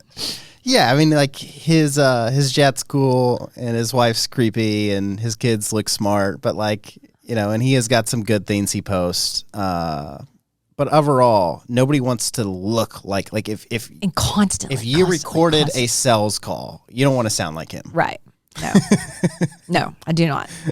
And that's what I panic, that I'm like, oh my gosh, somebody's going to think of an entrepreneur like that. They're constantly trying to sell something. But what it is, it's him being like an alpha male. It's that people see him just get after it so hard that they're like, cool, this guy might have the answers for me. Yeah. Like one of my investors, I'll probably have to edit this out of the podcast, but one of my investors recently posted that he did like a group thing with Grant Cardone. And this is a guy who's not a strategic thinker. And I was like, well, okay, well, no wonder Grant Cardone sold you. Like, right. He's doing the thinking for you. Yeah. But that's why people's brains are lazy. They don't want to think. Yeah. And I was like, why would this guy, because he's such a nice, great guy. I was like, why would you ever? And it's just because he saw in Grant Cardone what he didn't see in himself. Right. And I'm sure he's got some lovely qualities, but it comes across to people who need those qualities as he's their hero. But people who already have those qualities, he's giving them the bump because they're like, dude, like take it back a notch. Like that's too much. I will be very surprised, not to say wish nothing bad or anything. I'll be surprised he doesn't end up like Bernie Madoff. He just feels like everybody like any good person I know, successful, and they watch one of his videos and they go, yeah, something just feels real off. But he's a Scientologist, so that could be it too. He's just like, I didn't know that. Oh yeah, he's pretty wacky. Like, so he always talks about funding his church and like helping his church, and it's like, it's not really a church. Right. But if there's anybody on earth that would join a fake religion to get access to their real estate, it'd be Grant Cardone. I did not know he was a Scientologist.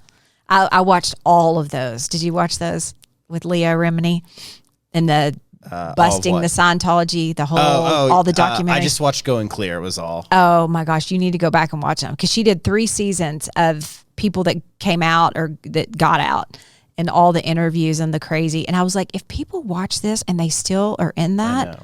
Have you seen Going Clear on HBO? No. Oh, it's the best one yet. Okay, I need to go watch it. It's so good. And it's bizarre. And my husband, who doesn't know anything about Scientology, he was like, yeah, they did a South Park episode about that. Yeah. Their leader came out of a volcano. I'm like, what? And I was like, they actually believe that?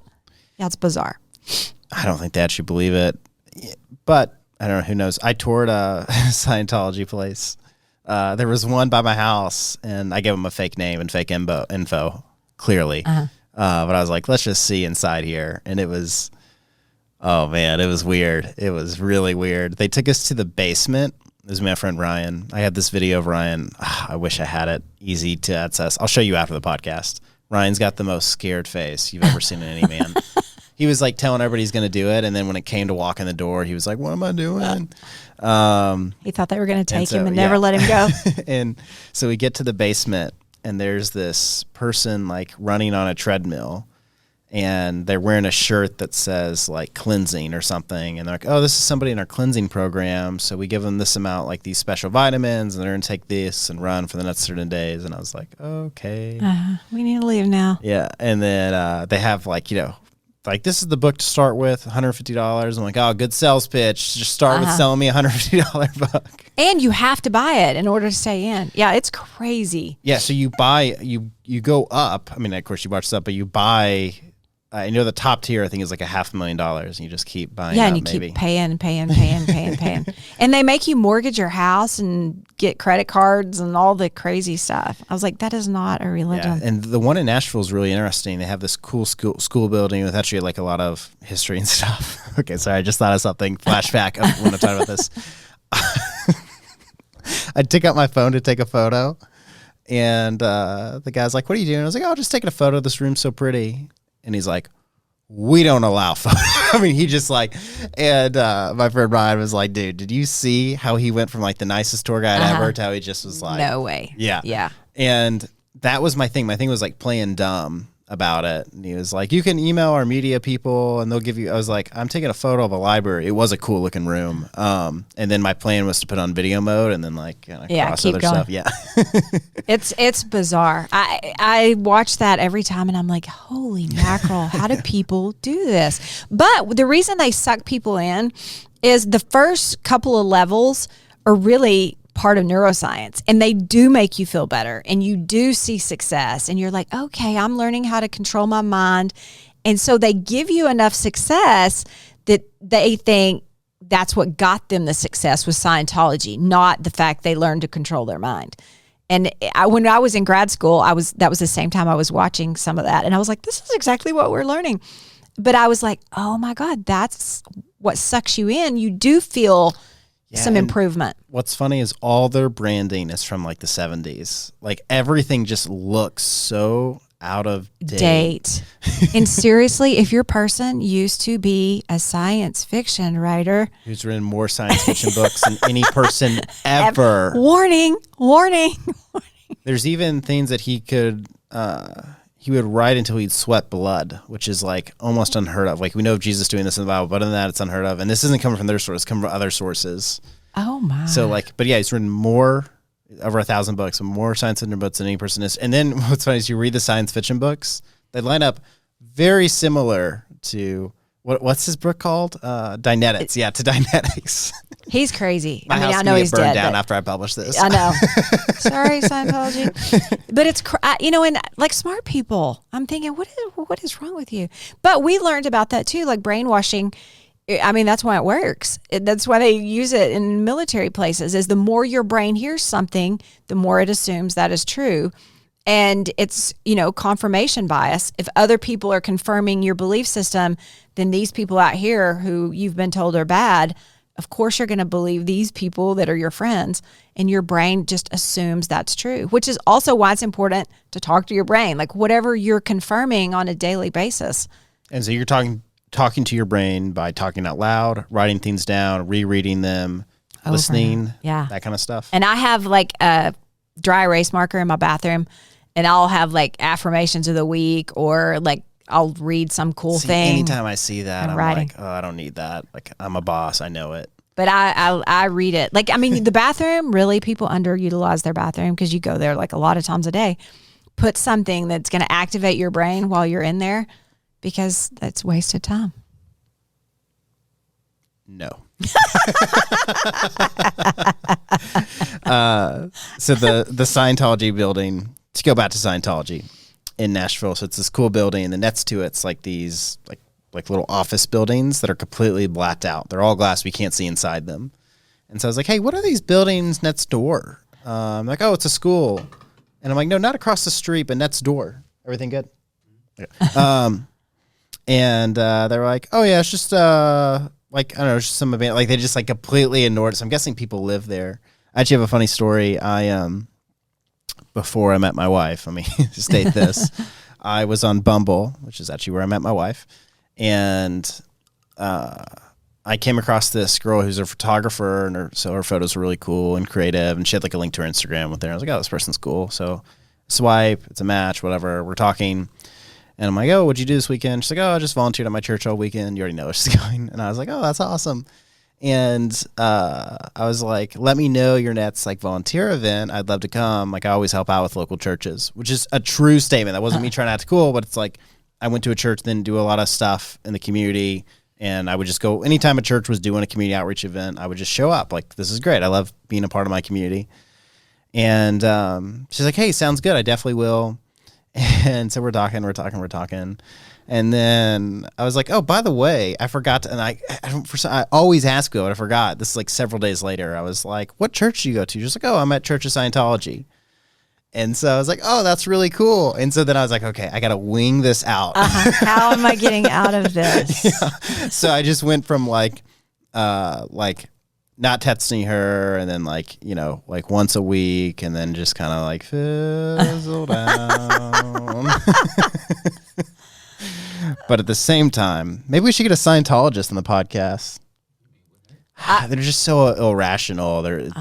I would love to debate one though, because what they talk about is really a lot of neuroscience, but they don't know the truth. What's the going clear?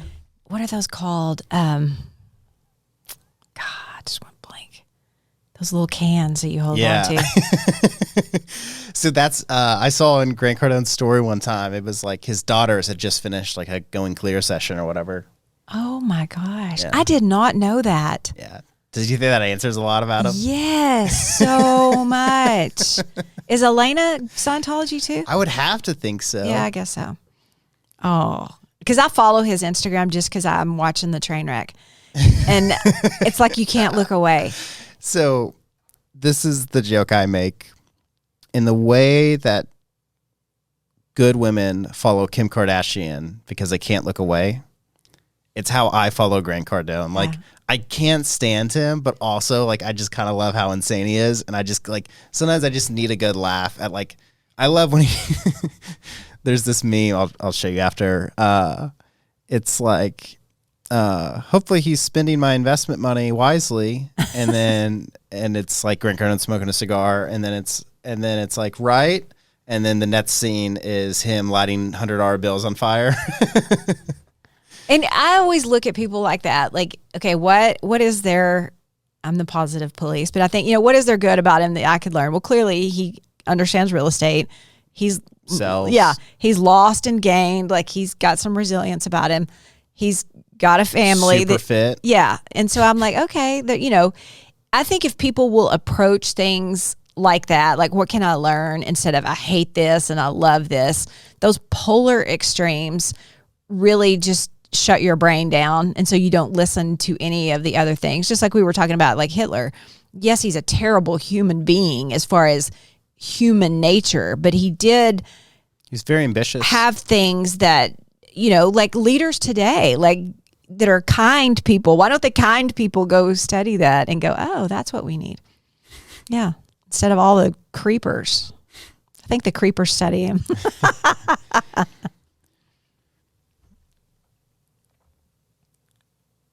People get locked in their echo chambers, and they have very locked beliefs on things that they're convinced is true, and they've told themselves it's true, and then they have another side of the maybe political table or family or whatever that says something else, and they just grow this wall because they're like, we believe two different things. Right.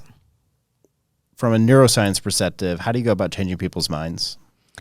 If people are not willing to hear information, you literally can't, because a belief bias cannot be altered unless the person is open to change their belief. So just like Scientology is a perfect example. You can give them all the information and they'll come up with an excuse why this is not true. Same way with the political divide right now. This side thinks this side's making up stuff. This side thinks this side's making up stuff. And you can show evidence right in the middle, and they sway it their way and they sway it their way, because your belief system will not rewire unless you're the one that is open to rewire it. So you have to, if you're wanting to hear from the other side, you have to accept the fact that maybe what you've been taught is from a perspective that there could be a possible other perspective. And I always hope that I'm one of the most open-minded people in the world, because I come from, hillbilly small town with great people that I love dearly.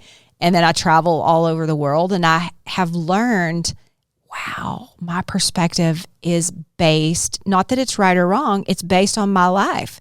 I lived way out in the country on hundreds of acres. I had cows, chickens, horses. I didn't have town. I didn't understand city. I go to these huge cities and I'm like, your life is very different. Of course you don't understand guns. Our gun shot a rattlesnake last week and a badger the week before that. And, it's just a different way of thinking. But the fact that your brain says that way is impossible or wrong or right, that's what causes that creation of the wall. So when you're working with a company and you come across the employees that are not going to change, can care less, don't know why you're there, like hate that you're there. Yeah. What do you do? Well, there's nothing that I can really do to sway them. And I'll just say, for those of you that are just here because you have to, if it's possible, could you just not interfere with those people that are really wanting to learn, and take what you want, leave what you don't. And I wish you well, but 10 years from now, when you have the exact same mindset, I'll still be here. Just throw it in their face. Because that's true. I mean, you look at people who never grow, and I mean, I'm a perfect example. I have made a million mistakes in my life, but I didn't let tomorrow be based on yesterday, because I keep growing and I'm like, oh, okay, I see what I did. I'm moving forward. But I have people that I know that are literally in exactly the same place they were 30 years ago. And I'm like, oh my God, how can you stand yourself? Yeah, it terrifies me. Yeah. I mean, that's honestly been our Dallas story. Like, we love Nashville. Everyone in Nashville is great. And we moved here, and there's just so many people that just are average and okay with it. Yeah. They're tiptoeing quietly toward death. That's my saying. Yeah. It's just the words. Like, don't you want to, like, I hate when I ask somebody, what's your favorite book? And they go, I don't read. It's like, it's not high school anymore. Like, you can actually, like, I never read until I was like 20. And then I realized, like, wait a second. Yeah. All the information in the world is out there. I can just, like, read things that I'm interested in, and it will be good for me. Right. I'm an avid proponent of learning. Read every day. Read something. Why would you, in this day and time not take advantage of the people who've done what you want to do and learned things, that made those same mistakes? Like, learn. So neuroscience and addiction, any fun facts there? Oh yeah. I work a lot with addiction, and it's so... I'm addicted to winning. There you go. You and Charlie Sheen. I think that... Is that his line? Yeah. Winning. Yeah. Oh yeah. Yeah. Okay. Yeah. I think that the addiction community a lot of them are dying to get out and just don't know how. And it's brain patterns. And the cycle, again, is firing at the beginning and firing at the end. And all in between is where the addiction is. And then you're like, why did I do that? And everybody wants to go on a diet after Thanksgiving dinner. And they're like, okay, we're never doing this again. We're not eating all this. But then when tomorrow comes and you're hungry again and you're like, yeah, I like Whataburger. And what's also so funny about that is that nobody gets ripped overnight. No. And nobody cuts weight overnight. So like one super bad meal is going to change nothing. Nothing. Like one super good meal is not going to change anything. But people want a quick fix. I mean, we want the weight loss solution. That's why people want a pill. They want to get rich quick. They like the lottery. We know what makes you rich. You make more than you spend. We know what makes you thin. You burn more than you put in. Like, those things are easy.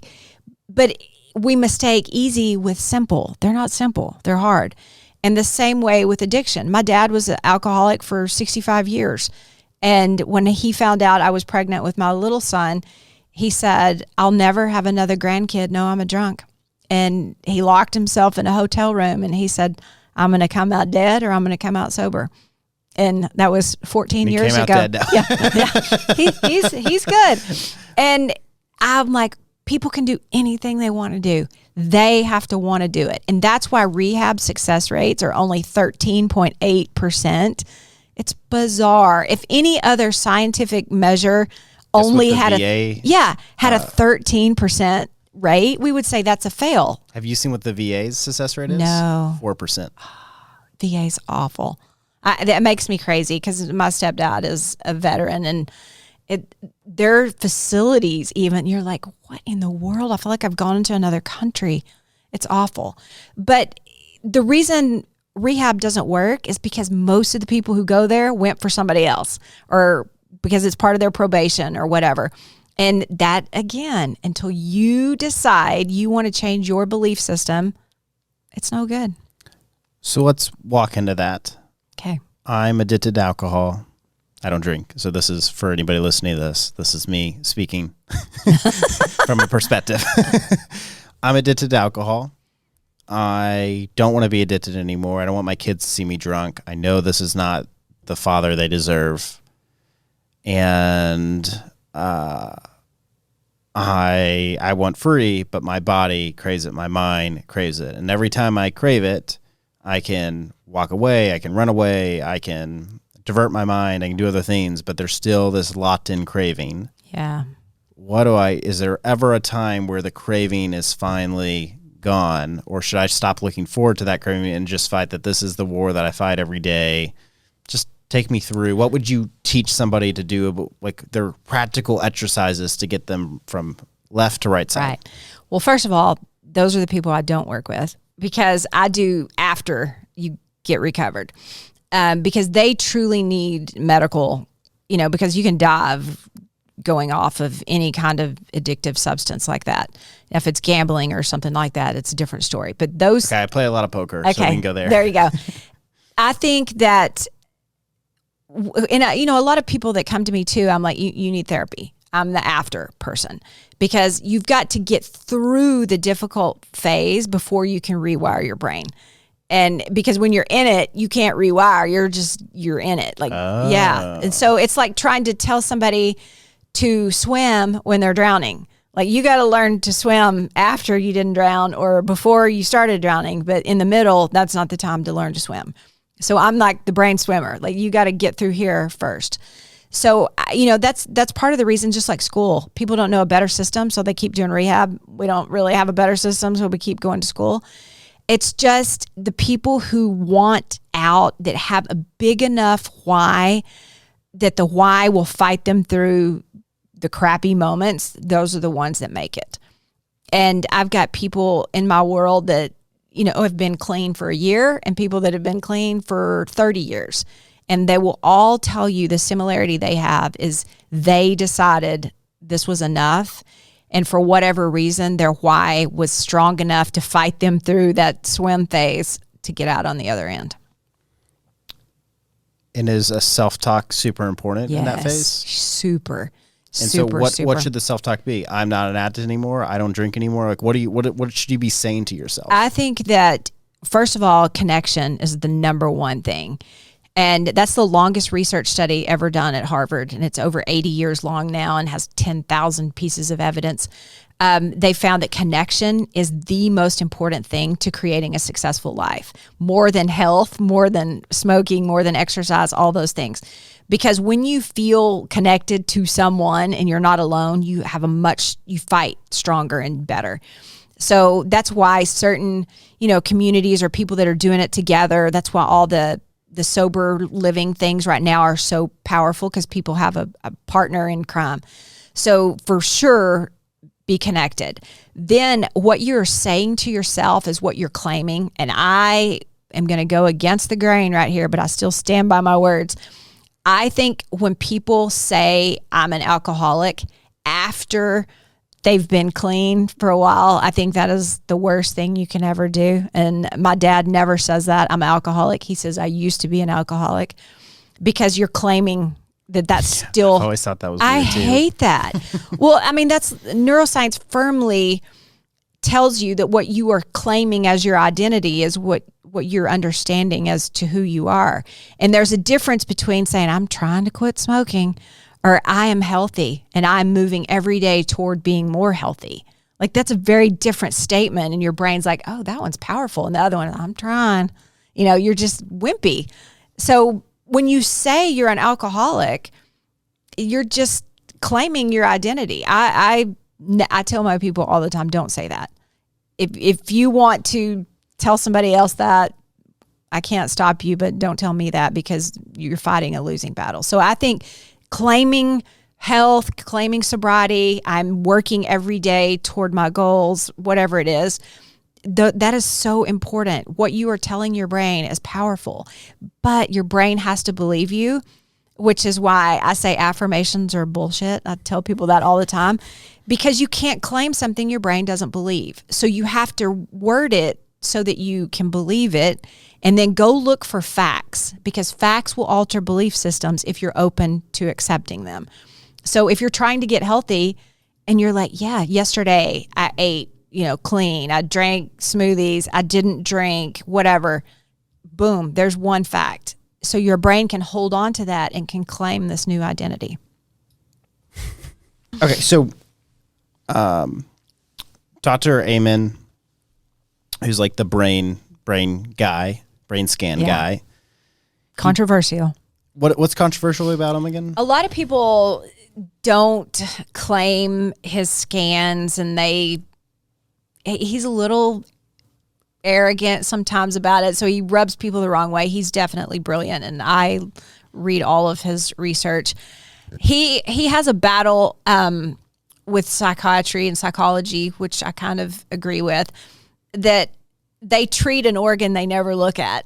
And it's always trial and error. Like, okay, you take Wellbutrin. Okay, you take Prozac. Let me know if it works. But the side effect of all of those may cause suicide or whatever. Like, are we just going to trial and error our way to that? And I do agree that we need to look at the organ. I mean, we'd never treat a heart. Here, take this. Let's see if you have high blood pressure. Let's see if that'll work. Like, we look at the organ. And so he gets a little controversy there with his battle with psychiatry sometimes, but I do think he's a brilliant man and definitely at the forefront of. So has there been on brain scans, has there been like, here's a brain that tells itself healthy affirmations every day and a brain that doesn't?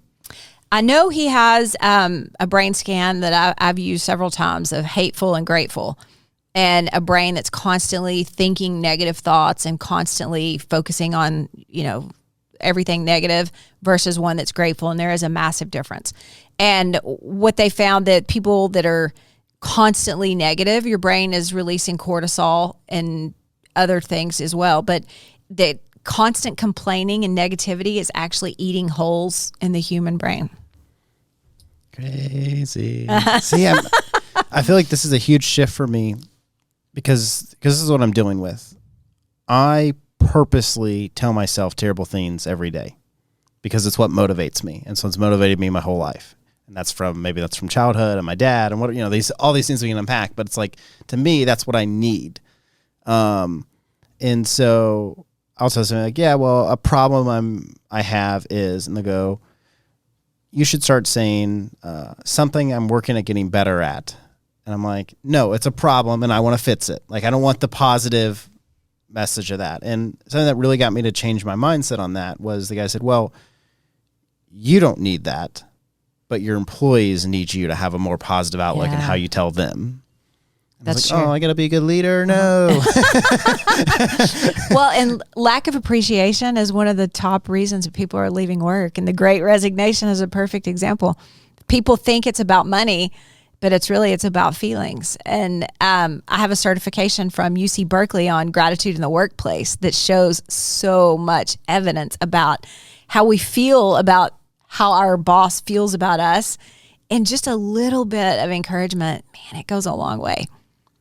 Yeah. It increases productivity. I mean, it does so many, it all opens problem-solving pathways. But when you're in a constant state of fear of making somebody mad, or if maybe they're a yeller and you're not, and you're like, maybe it shuts your brain down and your amygdala is firing going, oh gosh, you're in danger. Yeah, I see that all the time. Every time I'm about to make a bad leadership decision, I'm like, I shouldn't do this. Boop. Delete. No, that's me sending. Like, oh, no. I know I shouldn't, but I'm like, whatever. Close the laptop. That's when you need that little software you said that lets it unsend. Are you going to install that on your computer? Yes. What is it called again? So there's lots of email clients that like hook up to your email. The best one out there is Superhuman. Superhuman. Okay. But they're invite only. I can send you an invite if you're interested. But there's another one called Newton, which is also very good. And you can unsend yourself. Yeah, I'll send you an invite. We like you, Superhuman. I don't even know you. Yeah, they make you go through like an onboarding, so you'll have to hop on a Zoom call with them because they won't let you just download it. Right. You have to. We want to show you how it works so that it actually works for you. Okay. But it only works with Gmail. So if you don't have Gmail, I do have Gmail. Okay. Yeah. What are you working on now? I'm working on writing my first book, and it is hard for me to sit down and focus because I have it all in here. I just want it to get out. Have you thought about just talking about it all and having it transcribed and then pulling for those transcriptions? Somebody told me about that just the other day. They said there's a little something called Timmy or something where I can just talk and then it just... Yeah, there's several. So Descript is what we use, but it's a good idea just to get because then you see the transcription and you go, okay, you can grab like a paragraph of it. And take this here and put this here. And then start writing, like you can finish out the thought. So that might be helpful. Yeah, because there's some fear in me too of having everything in writing, and you're like, do I want that to really stay there, or do I want it to? My thing is, I'm obsessed with writing a good book, and that's why I haven't written one yet. Because I know so many people that have written books, and like they just wrote it to say they wrote a book, or they wrote it so they could get the TED Talk, or they wrote it so they could like put it in their Instagram bio, right? Right. And I know a lot of people that have written books that they've never even written.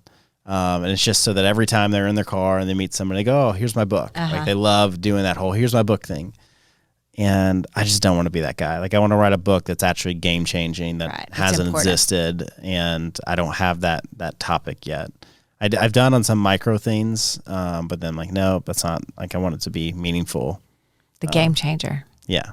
Cause that's like, I look at like somebody like Ben Shapiro, which I know a lot of people hate his voice, but he's written a ton of books, and I'm like, this dude runs a 100-employee company and has his own radio show. There's no way he's writing these books. Like he definitely has a staff member that writes books for them. Yeah, it's like, I want to write my own book. Yeah, so I just want to be part of it, and then I also want to be able to like be like, this is the book, and not the whole where all right, here's another book that's come out in a year. Yeah, and it's such a weird.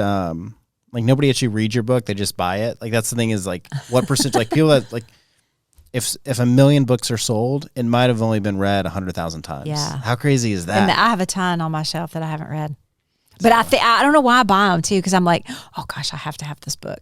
But I already have a stack like this high I know it's going to the bottom of my list. I've been doing that with children's books. I'm pretty excited to read to my son. Oh, they're going to be awesome. Yeah, there's so many great ones. Yeah, I just keep ordering them. You'll love that. That's a fun job. Yeah. Okay, so you're going to write a book and then change the world. Just a little goal. Tell me more about your consulting agency. Like, who's your ideal client? I would say, besides corporate, my ideal client is probably midlife women who have realized they've either messed up, they've raised their kids, they've done the thing, and then they're like, when's it my turn? When do I get to like my life?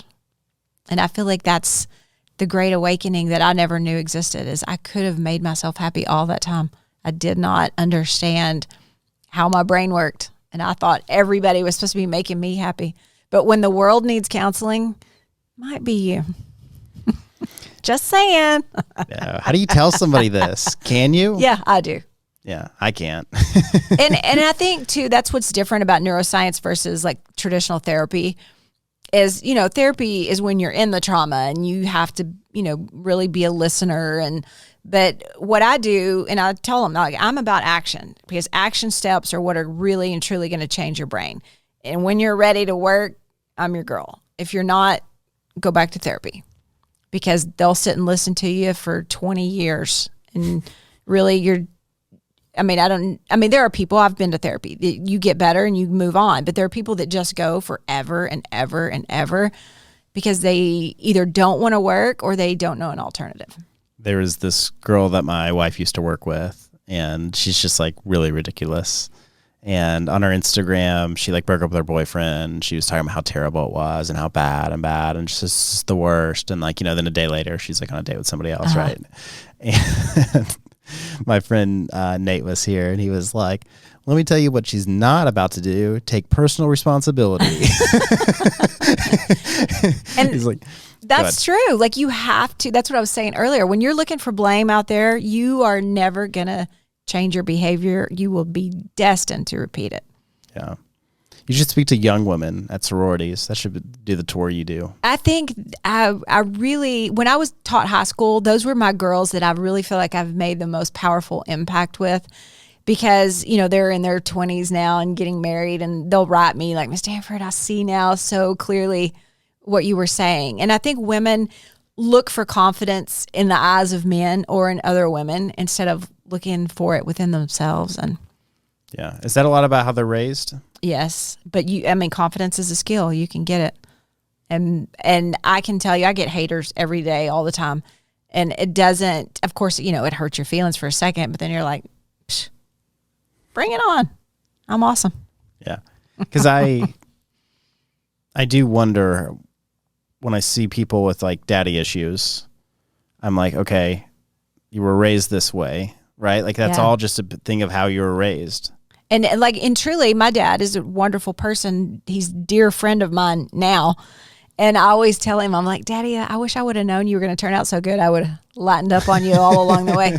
But I was mad that he didn't give me what I wanted. Of course, you're not conceptualizing that as, a teenager.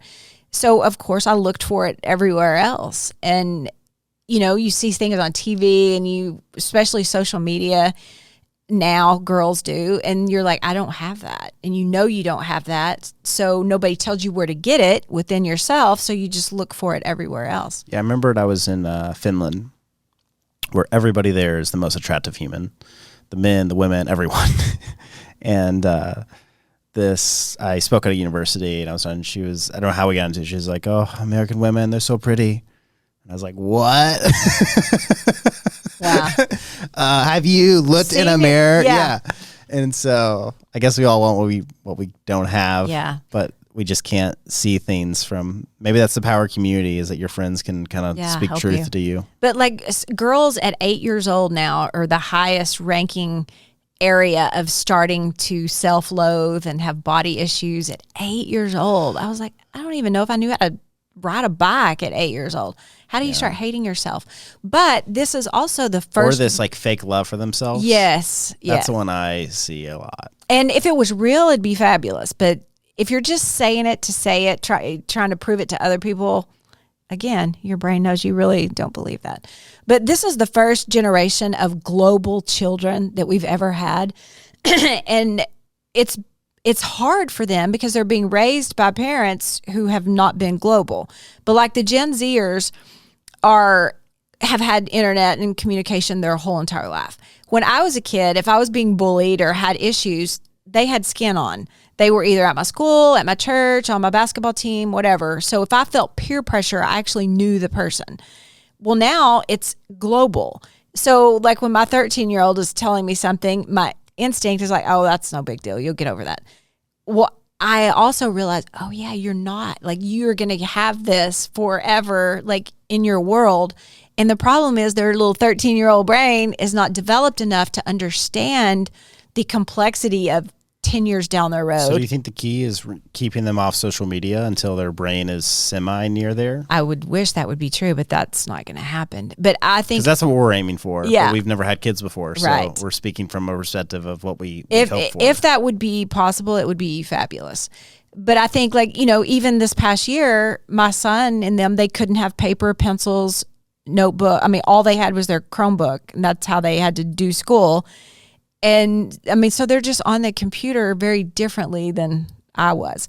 But I think it's important for parents to realize the world is tearing them down. You better get busy building them up, because they think, well, I love you and I love you. Well, that's not enough anymore.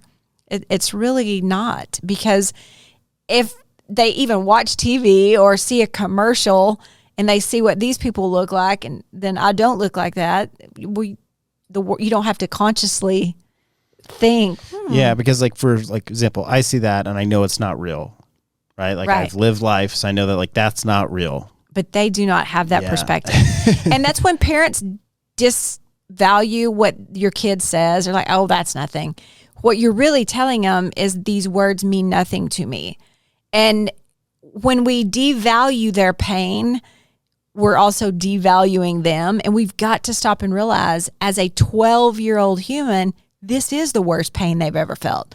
We, as a grown-up, realize there's way more pain coming your way.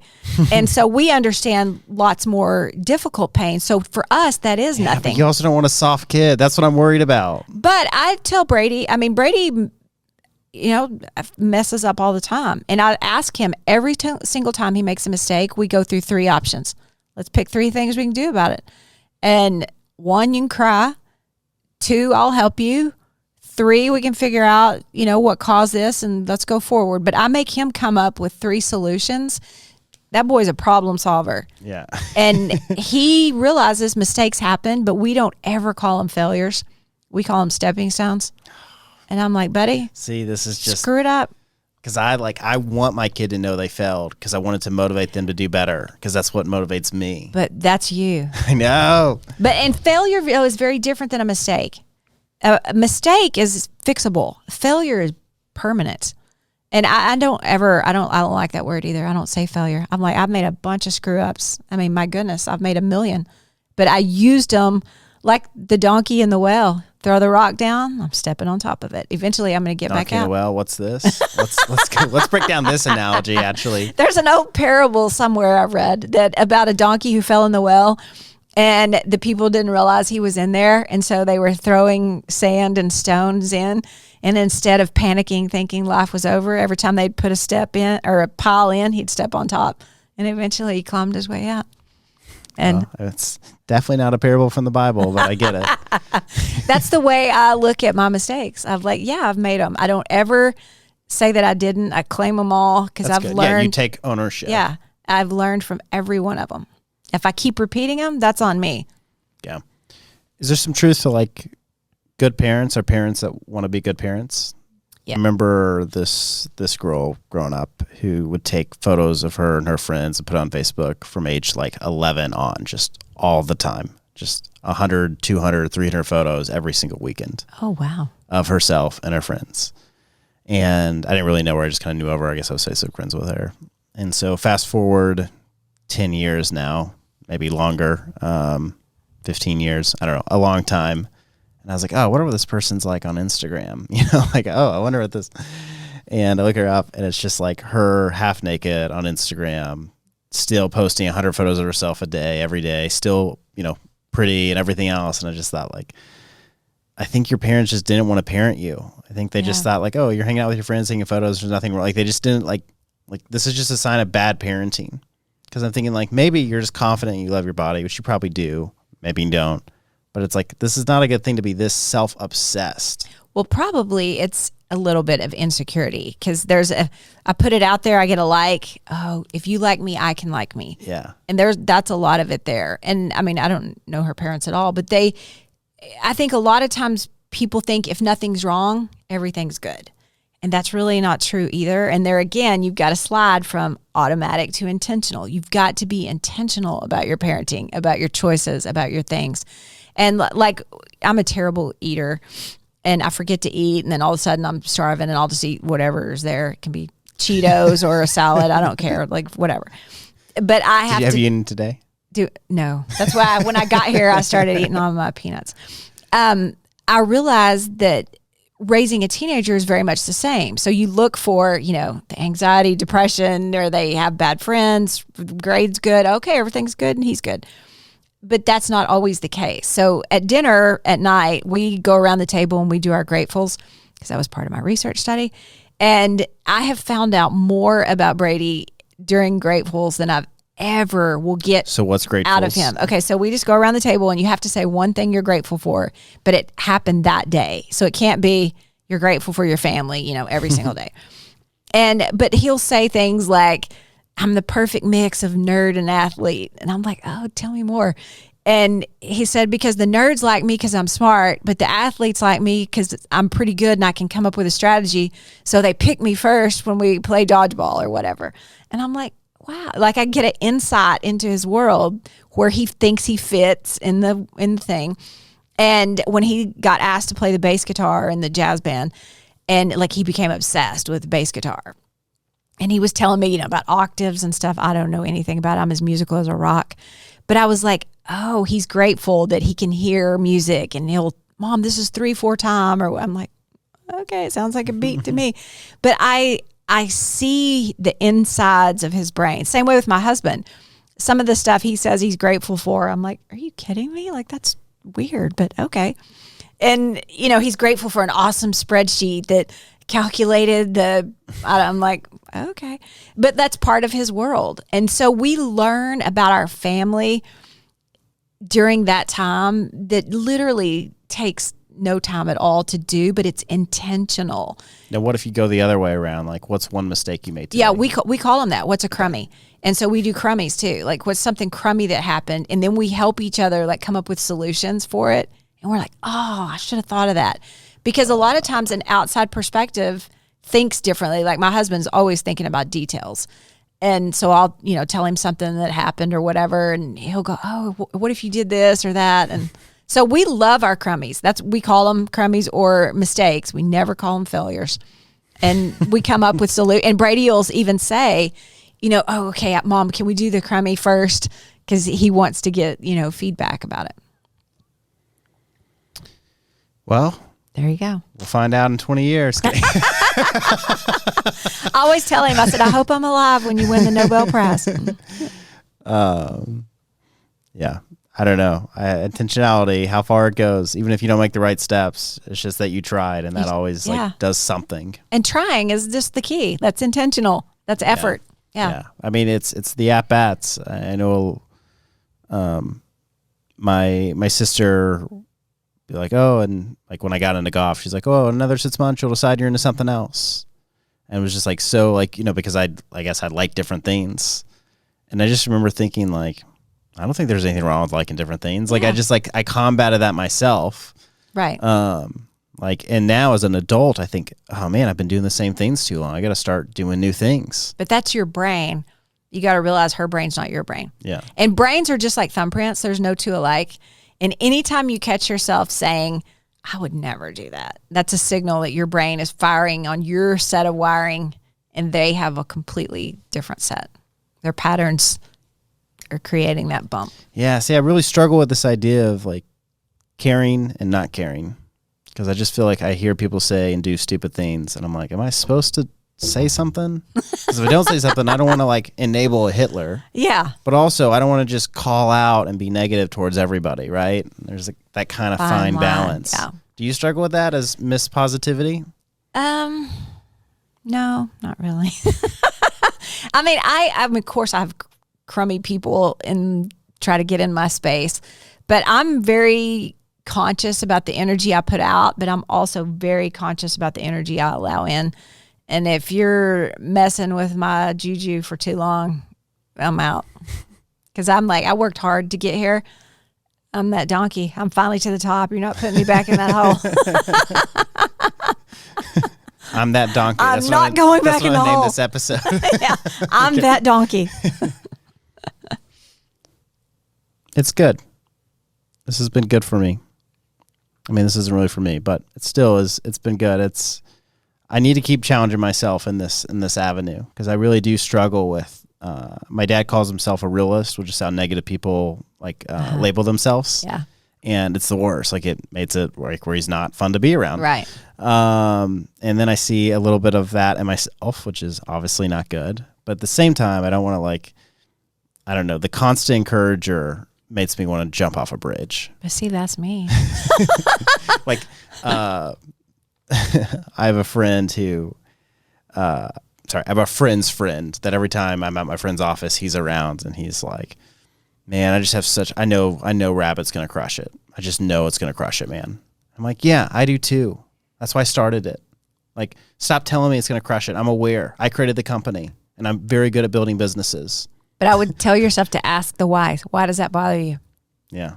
And then ask why that. I feel like it just wastes my time. Do you want to do a live? Yeah. Let's do a live work. Okay, here we go. Okay, so why does that bother you when he says that? Because he's telling me something I already know. Okay, why does him acknowledging what you know bother you? Because he does it every time, and people do it all the time. Everybody's just always telling me how great it is, and I'm aware of it. That's why I created it. Okay, but why does someone else's acknowledgement of your greatness bother you? I don't know. I would say, see, look at your brain. I see your brain. Like right now, that is your struggle.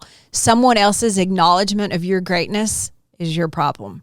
It's not the guy. It could be Joe Blow. It could be whoever. Yeah, the guy. I like the guy. I play golf with him. Because I think that forces you to live up to the greatness, even though when you do it, you're on your own time and your own speed and your own responsibility. And when someone else is seeing it in you, it makes you uncomfortable, probably because you didn't get a lot of that and you work better by yourself. And other people's acknowledgement of your greatness is a little bumpy for you. But get ready, because you got a kid coming and you're going to get a lot of greatness coming. Yeah, and I know this, and I'm used to it. Like, I'm going to be president, and everybody tells me all the time, and I'm like, yep, like that's how it is. I guess, see, like somebody acknowledging something. Oh, I think I know what it is. Okay, so what it is that the way he says it is that it's like, Rabbit's going to be great. And I'm like, I know. And I'm just annoyed. Like, where somebody says, hey, you're going to be president. I go, yep. Like, I live into it. I'm like so pumped about it. And then when somebody goes, Rabbit's great, it's like, well, it's great, but it's also a struggle. And you wouldn't understand these struggles, and you couldn't solve these struggles. And so we can acknowledge that's great, but I really don't want to spend any time here because you're just going to end up wasting my time. Like, I don't know. I need to dive that in. You need to dig into that one, because there's a whole bunch of brain wiring I see going on in there. And the fluctuations in your eyebrows, that's some deep contemplation. That's good.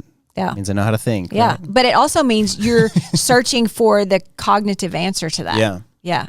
Like, why does it bother when somebody says you're great if somebody else says you're going to be president? Well, again, it doesn't bother me for when they say I'm going to be president. It's only like the life coach type person. When the life coach person tells me that I'm awesome. It's like, I know I'm awesome because I'm not a stupid life coach. There's just something that I'm so annoyed about them is what I like to think. And I don't know if that's necessarily true though. But I think it's probably you feel a lack of respect for that profession, maybe because you haven't met one that has credentials that you respect or acknowledge. And there are a jillion crummy ones out there, but there's also a jillion crummy entrepreneurs and a jillion crummy I get it. Doctors, whatever. But there's something about that type that's fluffing your feathers. It's because it's hype. Okay, that can be part of the reason. So I just feel like it's just all about hype. And I'm like, you don't even understand. Okay, so I would dig into that. Like, why does hype bother you? Why does the buildup bother you? Because you're a get down to work person. Yeah. And maybe you don't think he's necessarily the worker, he's the talker. And the same way with the life coach. They're not really the worker, they're the talker. So there's something in there that bumps you the wrong way. Yeah, because I'm pretty good at talking. So I'm like, anybody can talk. Anybody can just say these words. And like the fact that you trick people into like saying words and you get paid for it, that's crazy to me. I'm not talking about you. I'm talking about a life coach. Yeah. I if I knew what your brain patterns were, I could tell you exactly which one is. How do I find this out? Bumped. I have a thing on my website about. As a matter of fact, in August, I'm doing brain pattern evaluations all month long, and it's you take the quiz, and then you figure out what yours are, and then we talk about how they're impacting you positively and negatively. Okay. Do you want to do one today, or do I have to wait? Well, I don't have the little test with me. What are you doing? I know. You and Staci just show up at come to my studio. You don't even bring your test. I should have brought the test. Yeah.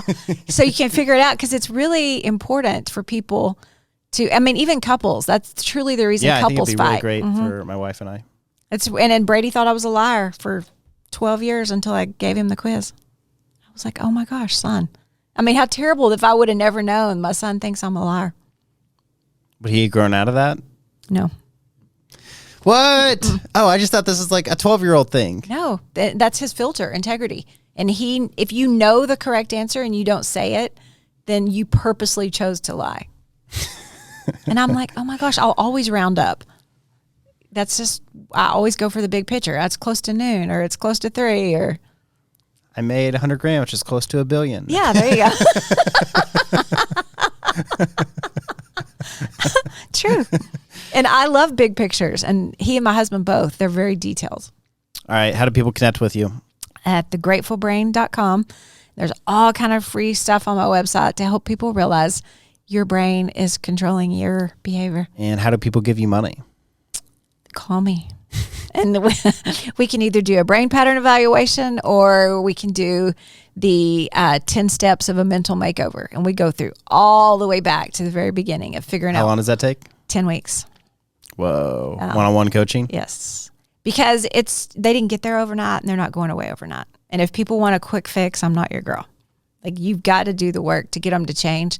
But I'm living proof that it's possible. Your past does not have to be your future. You don't have to end up where you started, because I was that donkey in the hole. That darn donkey. Yeah. And Instagram, I give daily tips on Instagram at Staci Danford. It's free. Do you follow me on Instagram? I did last night. What? How did I miss that? I researched you last night. Oh, what'd you find? That you were a real person. Because I was like, am I just like going, am I going to be the next episode of Criminal Minds? Like, I don't even know this person. Yeah, because I wrote on there, like, how did you know about me? So this is what we do. We scour, I don't know why I say we, Hannah and my wife, scour Dallas Morning News, like Dallas and Fort Worth publications. And then anybody that's been written about, we put into a spreadsheet, or they put into a spreadsheet. And then I go to the spreadsheet and I yes or no every person. Oh, you yesed me. So, yeah. Congratulations. You did it. No, I've been yesed. So that's our process. And then Hannah sometimes will join like different Facebook groups, like local Facebook groups, and see who's posting, see if they're interesting. And people that don't respond to email, she'll reach out on Instagram. Like, we've tried the have you heard of Preachers and Sneakers? It's like an account that makes fun of preachers wearing like several $1,000 sneakers. Oh, and the guy here is local, and this guy and I have everything in common. So he went to like the same school as my wife. We know a lot of the same people, like briefly know, because I went to a church in Nashville where he knows a lot of people there. He lives in Dallas now. He just had his first kid. I mean, there's just like all these similarities. This dude will not respond to anything. I've gotten one response from him. And it's because in his newsletter, he was like, click here if you're interested in advertising. So I clicked here and it just opened a new email that's like, I have interest in advertising. And I was like, hey, what's the audience size, blah, blah, blah. Because I'm thinking like, anyway, I'm going to get to this guy. Yeah. And he writes back, he was like, I don't understand what you're emailing me about. And I was like, I just clicked the thing that said advertising, interested, and this is the template that it filled out. And then no response, followed up, no response. And I'm like, this guy. So that's like one of the only people that it's like I've tried really hard. Most of the time, people are very open to it. And yeah. So that's our process. That's how we found you. So I must have been in some. Have you something. been? Yeah, I was inspiring person from Dallas Voyage magazine. See? There you go. Look at that. I didn't know I was inspiring to some person I didn't know that yesed me. Staci, thanks for coming in. Thank you so much.